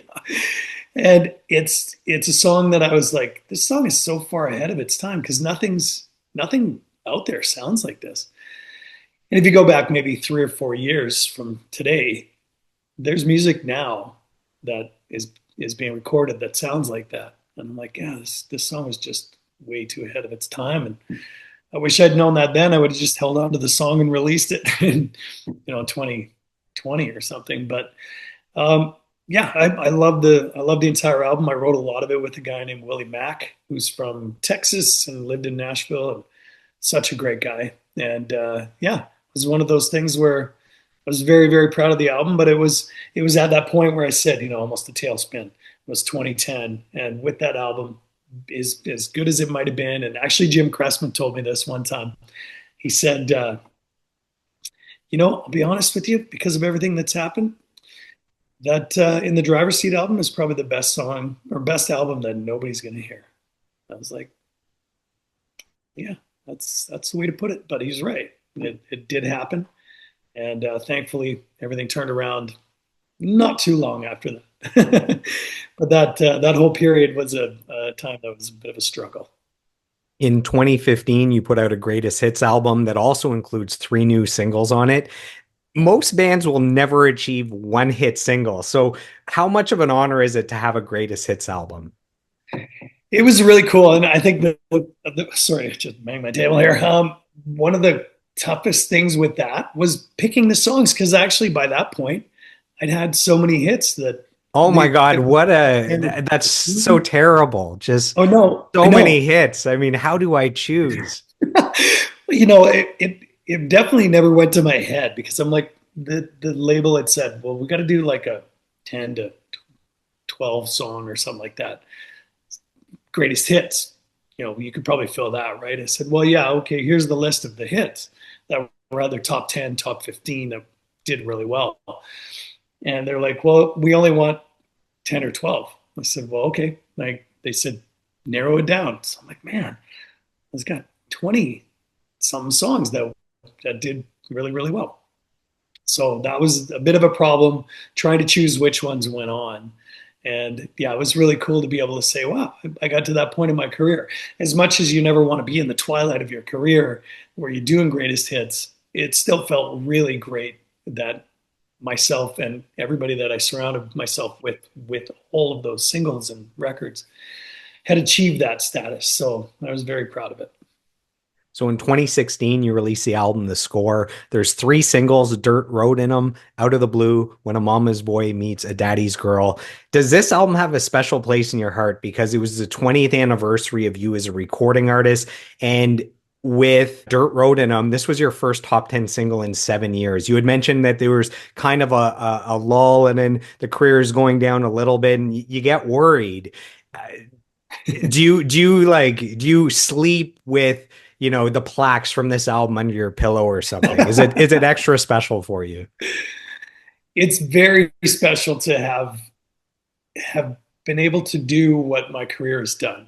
I wouldn't say I did it myself. I definitely had a big hand in it, but it took a lot of people to make this kind of thing happen. But I always say I'm already lucky enough to be have been one of the 1% who got to record music and have hit songs. I'm only 1% of the 1% who's been able to have a hit single on country radio uh, after almost losing the career. It almost ended. I almost gave up too. So I'm very fortunate to have had the career that I've had to date, and most people don't get to do that. So in 2016, when Dirt Road In 'Em came out, it was another one of those songs where I was like, another album. I was like, I don't know how else to do anything, so I need to keep making music, and if it hits, it hits. But by that point, I think it's just like with my relationship that I have now. A year and a half ago, I gave up. I was like, I can't have relationships with women because I'm terrible at it. And they just never work. And then I literally meet the one woman of my dreams. And that's sort of, and we're doing fantastic. Like, life is amazing. And that was sort of the same thing once 2010 to 2014, 15 came. I was just at the point where it's like, well, I don't know. I don't, I'm not going to put a lot of effort, or not effort, but not a lot of care into it. I'm going to do it to the best of my ability to record, and I want to release a song, but I don't expect anything. My hopes are high, but my expectations are little to none. And I think with that, I just didn't expect anything to happen, but it did. It blew up. And Dirt Road In 'Em in 2016, after doing a cross Canada radio tour where I drove the entire country pretty much, drove the entire country visiting all the radio stations and seeing people I hadn't seen in a long time, introducing myself to people that I'd never met before and that were new to country radio. And that really helped. But I think the song spoke for itself. Dirt Road In 'Em was turned into a bit of an anthem and is now, one of those songs I say is the one that just took my career and turned it completely, right side up. And I'm very lucky and fortunate to have that happen. And the good times keep rolling because all three singles become top 10 hits. After Dirt Road In 'Em goes gold, then When a Mama's Boy Meets a Daddy's Girl goes gold. The album gets nominated for a Juno, again, Country Album of the Year. And I have some kind words sent in from another country singer. This is from David Boyd James. David says, Aaron is such a nice guy, and he always puts on an entertaining performance. He's got more muscle in his baby toe than I have in my whole body. LOL. So that's from David Boyd James. I go way back. I taught him how to play guitar back in the day. He's an old friend of mine. No way. Yeah. Wow. Yeah. Yeah. I've known David for a long time, and I love seeing his music when it's either played on radio. And one of the greatest things for us right now is Canadian country artists, whether we're at a level of here or whatever.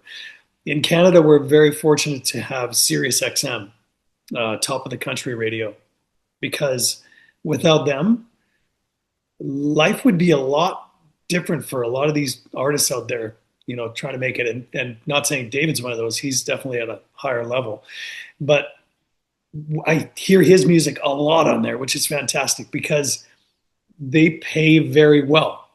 So not only are you getting airplay, but you're also getting paid extremely well to get your songs played on top of the country, which is fantastic because what happens is what's not happening right now is fairness, and not to get all political, musically political on you, but fairness with streams and downloads on any of these major platforms.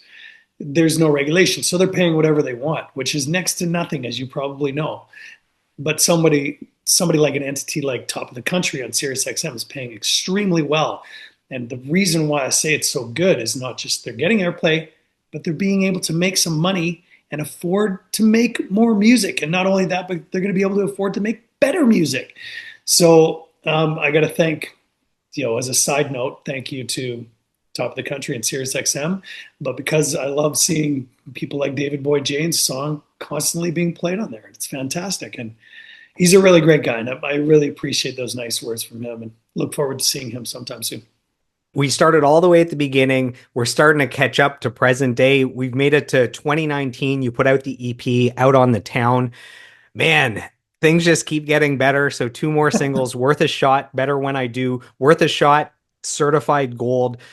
When you finished recording that song, did you know you had something special on your hands? And as a side note, I went back, I listened to your entire discography, and Worth Yeah. a Shot is my favorite song. To me, that Oh, is really? that is what a hit single should sound like. Well, what's really funny is I would say it's probably my second most popular song. But I didn't know it. I didn't realize it until the more I played shows and people are just singing along and screaming, worth a shot. And I was not expecting that at all. Hold My Beer is obviously the most popular, but I thought it would be, well, Better When I Do went to number one. It was a number one single on radio. People are excited to hear it, but they're not anywhere near as excited to hear that than they are with Worth a Shot. Denim is another one. Denim, everybody sings along to it and loves the song and it's really loud, but it's still not worth a shot. So it's really funny to see that because it was I didn't write that song. It was a demo that was sent to me. But it was one of those songs where I was like, is this going to do well? This is a shuffle. Like, ding, ding, ding, ding, ding, ding, and you're thinking, yeah, I don't know. There's something super cool about this tune. And sure enough, it's definitely been one of the biggest songs that I play live. Everybody wants to hear Worth a Shot. So not to give away my show, but we kind of wait till near the end to play that one. So Oh, spoiler alert. don't expect it too early in the show. Maybe Hold My Beer is considered your signature song, but Worth a Shot is your most popular song on Spotify. It has 6.2 million plays. Why do you think people love that song so much? I think it's the vibe of the song. The lyrics are pretty great. It's pretty standard, straightforward, sort of, take a chance on something that most people wouldn't take a chance on. But I think it's the vibe of the song and the fact that it is a shuffle is one of those things where you just don't hear it enough. You don't hear shuffles enough, and people totally gravitated to that song, to the single, and I think it's delivery too. I'd like to give myself a little bit of a pat on the back, which I don't do very often. Again, I think it was just because I loved singing it and I love singing it live that I think that translated when I did it in the studio. You mentioned a second ago that the song Better When I Do became your first number one single. Do you think that meant even more to you because it came so deep into your career? Yeah, that's just it. By deep, you mean I was old, which is fine. The word old never came out of my mouth. No, never did. It meant the world to me to know that I could finally have a number one song. Closest I ever got was Big Wheel. I think Hold My Beer was 11 or 10 or something like that. I can't remember. And again, with a side story, Big Wheel was such a hit song. It stayed at the top of the charts. And when we released Hold My Beer, it climbed up the charts, but Big Wheel was not moving very much. So they kind of passed each other at something like 20 or something like that. I can't remember. But yeah, with Better When I Do, I didn't, again, my expectations weren't anything. I just thought, well, we'll put it out there and see if people like it. And radio really loved the vibe of it. And I guess compared to the other songs that were out at that time, there was a lot of quote unquote bro country going around out there. And mine just seemed to fit into a slot that wasn't taken and climbed up the charts. And I remember getting a call the morning, April 2nd to 2019, that it was after a big tour that I had done across the country, and we were playing a song and I saw it climb in the charts, and that was pretty cool. But as soon as it went to number one, Jim Cressman called me in the morning, and it was like super early because he was in Penticton, but the chart had come out really early out east. So he was calling me at 6 o'clock in the morning. Hey, you're number one. You're number one this morning. I'm like, what? What are you talking about? He said, you're number one. Better When I Do is number one in Canada. And I was like, oh man, that's so cool. I'm going back to sleep. Yeah, you were gonna tell him when you picked up, don't ever call me this early unless it's a number one single. And he's Yeah. like, well, wait a second, hold on. Yeah. Wait a minute. Sure enough, it was. Yeah, it was one of those moments where it was surreal because, and the reason why I literally got off the phone with him and went back to sleep eventually, but thought about it. It was like, I didn't have any expectations on this. There was no hype building up in my head about, oh, I hope this goes to number one. I hope it goes to number one. The best thing about it was getting the call and not expecting a phone call that I had a number one single. And it just was like, okay, I got a number one single. Finally, I'm turning 49 in a couple months and I got a number one single. And now I'm good. I don't need another one. I'll keep releasing music. I'll keep recording music, but I have no need to achieve what I achieved before or strive to achieve it. I just want to put out music that I know my fans are going to probably like, and songs that they can relate to and like to hear live. And from that point on, and even though I haven't had much success with radio, for example, for the last 5 or 6 years, I don't need it. It's not something that I'm you know good or bad about. It's like, yeah, it is what it is. That's fine. As long as we still have people come to the shows and wanting to hear stories like this, then that's all that matters to me. And if I can, like I said from beginning of the conversation, if I can help you escape from your daily life in any way for 90 minutes or more, then I've achieved what I set out to do, and that was to entertain you. So I just want to take a moment to recap what the last 4 years of your career looked like up Sure. until 2019. So 3 out of 4 singles Yeah. released in a row, 3 out of 4 went gold. 5 singles in a row were top 10 hits, including one of them was your first number one single. So it's like everything you're doing is a home run. I mean, what could possibly go wrong after 2019 except a global pandemic? Yeah. And everything just went downhill from there. Not for me personally or for my career. I really believe that I achieved this level of whatever that is, and that's where I'll end up staying. I'm lucky enough, very, very fortunate enough to have Hold My Beer as like I said, that legacy song for me that I can play for the rest of my life.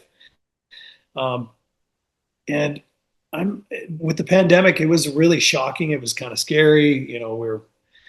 We're told this is what's going to be happening. So instantly it's like, well, what's going to happen with the industry, any industry, and especially the entertainment industry, because nobody's going to be able to go out it for a long time.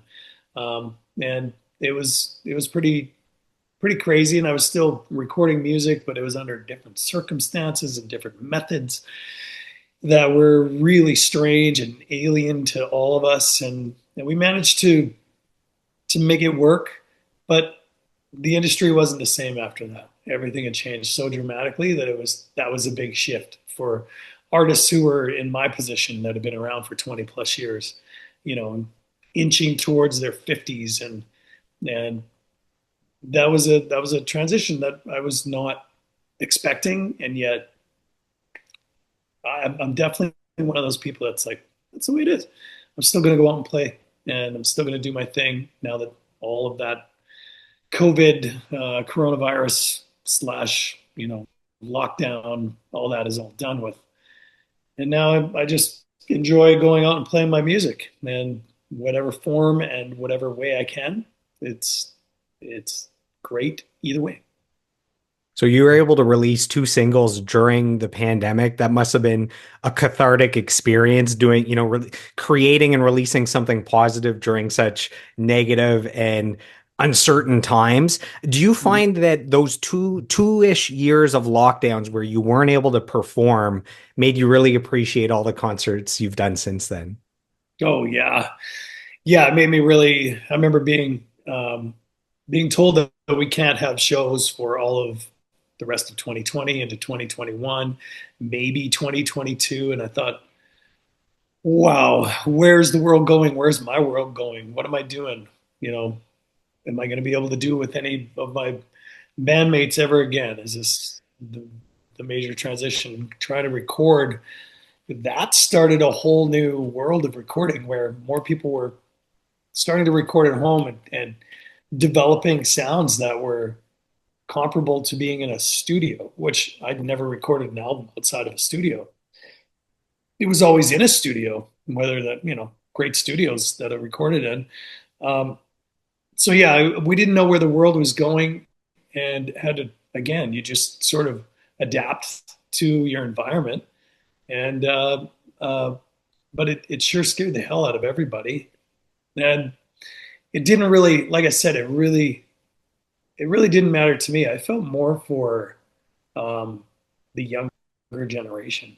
That first of all, it closed a lot of clubs down that took away all those 4, 5, 6 nights a week of being able to play 4 or 5 45-minute sets and honing their craft on a stage for 200 people or two people. Those are the way that's the way you learn.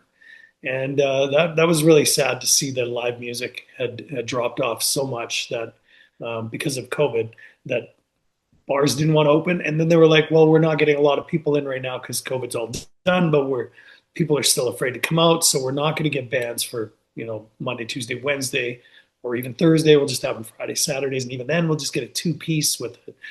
So there were so many things that we had to adapt and change to because of COVID. And for me, it was like, well, that's just part of life that you have to adapt to. And I hope we kind of get back to a world where we can still have more live bands and these 20, 21 year olds like me when I was back then when I was that age, got to get on a stage and play on a Monday night, 3 people, 2 of which were really drunk, and learn how to perform and learn how to entertain. So we've made it all the way to your newest album. Demolition was released last year, 2024. There's one single, Just Want to Feel It. You supported the album with the Liquored Up tour. You went across Canada with 2 other country superstars, Corey Marks and Matt Lang. And I have some kind words sent in from Corey Marks. So this is platinum selling country star. He has over 350 million global streams of his music, which is just an Same. absurd number. And this is what Corey says. He says, Aaron Pritchett, to me, is a passionate, hard-loving, overall good dude who has been such a great friend to me over the years and so supportive with multiple tours, taking me across Canada twice, playing over 60 shows together. Memories I won't forget, and I'm extremely thankful for. He's a legend and Canadian country royalty. That's from Corey Marks. That's awesome. I love hearing that. And yeah, I've known Corey for a long time, and so when he was on the way up in this, full of P and V and just ready to go and take on the world, and I'm like, well, if a guy could do it, that's that guy right there. And sure enough, he's done himself very well for his career, and I love the guy to death, and I'll take him up out on tour anytime. So you just released a new single, Let It Ride. You released an accompanying music video. Are you allowed to have that much fun while filming a music video? Yes, absolutely. That's the whole point, is to have as much fun as you possibly can, and that's been my career. It's not. I remember somebody had said, "What do you're getting older. What are you trying to do? Trying to stay young." It's like, well, who doesn't want to stay young? Why wouldn't you want to stay young? But that's not my point. I just like to have fun. I like to get a little crazy sometimes, but nothing that will hinder my ability to breathe. But yeah, I think the most thing I'm proud of with that single, for example, and the last album with Demolition, is that my son, my oldest son Jordan, produced all of that music and produced the Demolition album from the Armory Studio in Vancouver.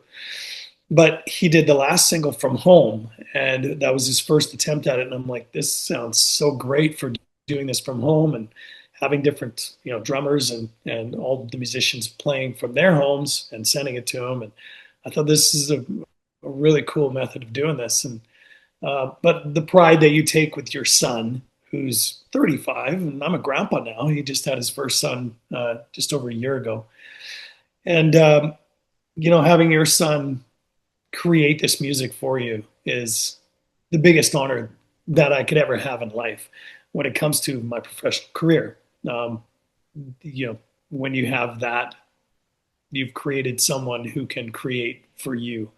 It's pretty awesome, and I'm probably out of every album that I've recorded, that's probably the one I'm most proud of. And is this considered a standalone single? Is this going to be from perhaps a an upcoming album that hasn't been talked about yet? Yeah, it's just going to be a standalone single on its own. There won't be, I don't think there's going to be an album that's coming out. Uh, it is transition time. It's where my career is transitioning into a different realm, and in a good way, in an awesome way for me personally. But and again, that's paying respect to everybody that's been a part of my career over the last 20, 30 years, and especially over the last 10 or 12. It's just time for me to start, reinventing in a lot of different ways. Still keeping me as an artist doing what I do live. And aside from that, there's some other projects that are happening right now for me that they're going to be a little different, and people are, they're going to see that eventually I'm going to be writing a book. There's a mini sort of documentary that myself and a videographer are filming right now.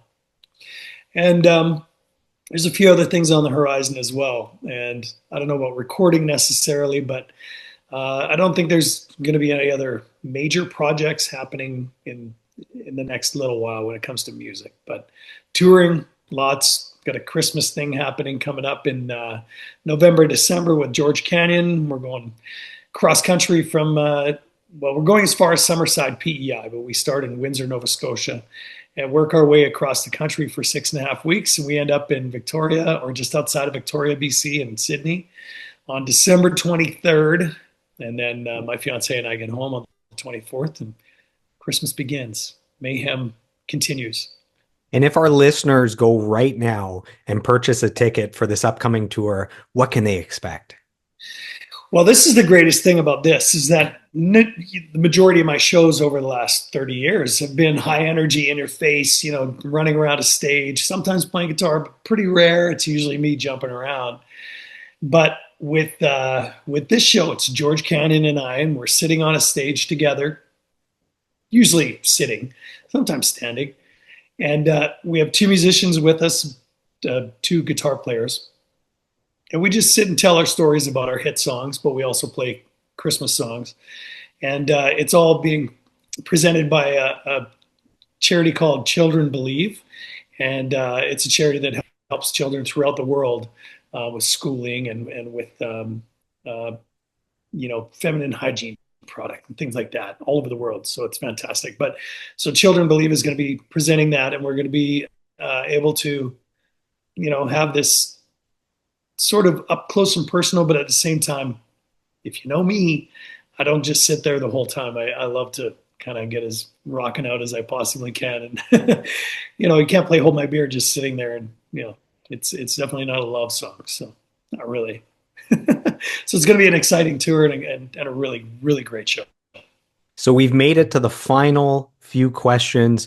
If you could sit down next to your 10-year-old self and you could whisper words of advice, taking everything you've learned since 10 years old, all the experiences and the mentorship and the lessons, the highs and lows, the successes and failures, and you boil that down, what do you whisper in cute little Aaron's ear sitting there at 10 years old to guide him through this human experience?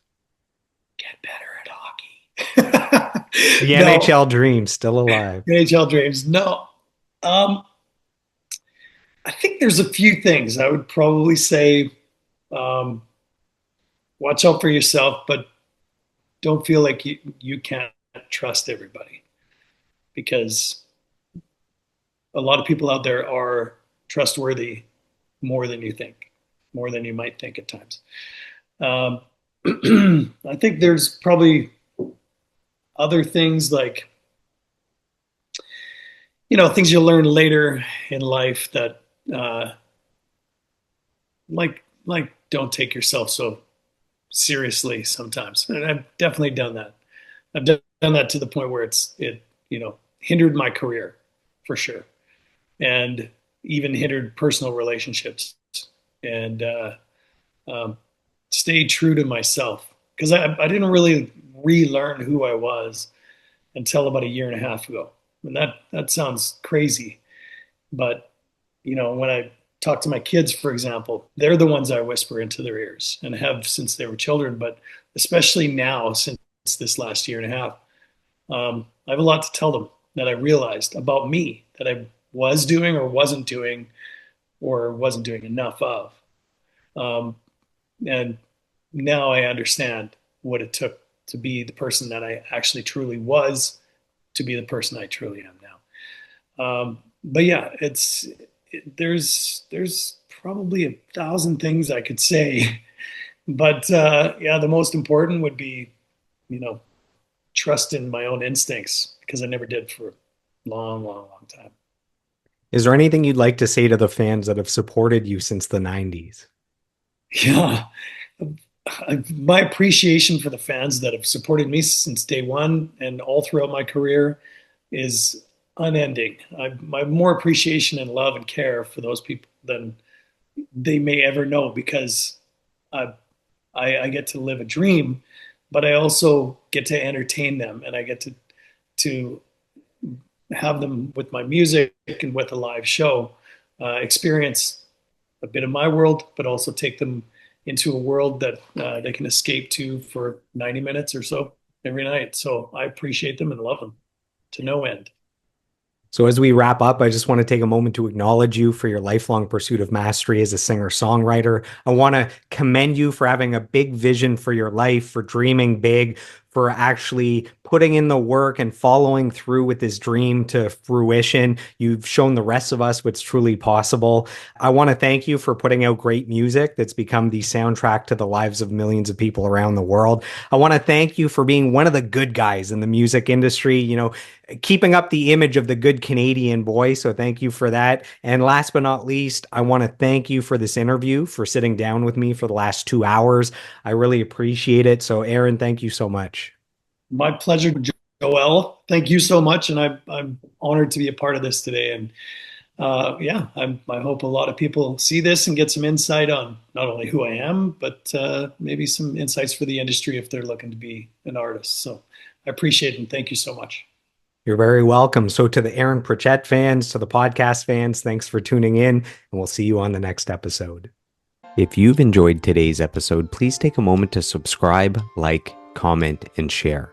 Who would you like me to feature next for a 2-hour deep dive interview? You can let me know in the comments.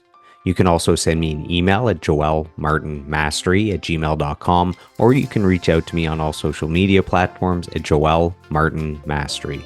So I am done. I am complete. I approve this message, and I'll see you on the next episode.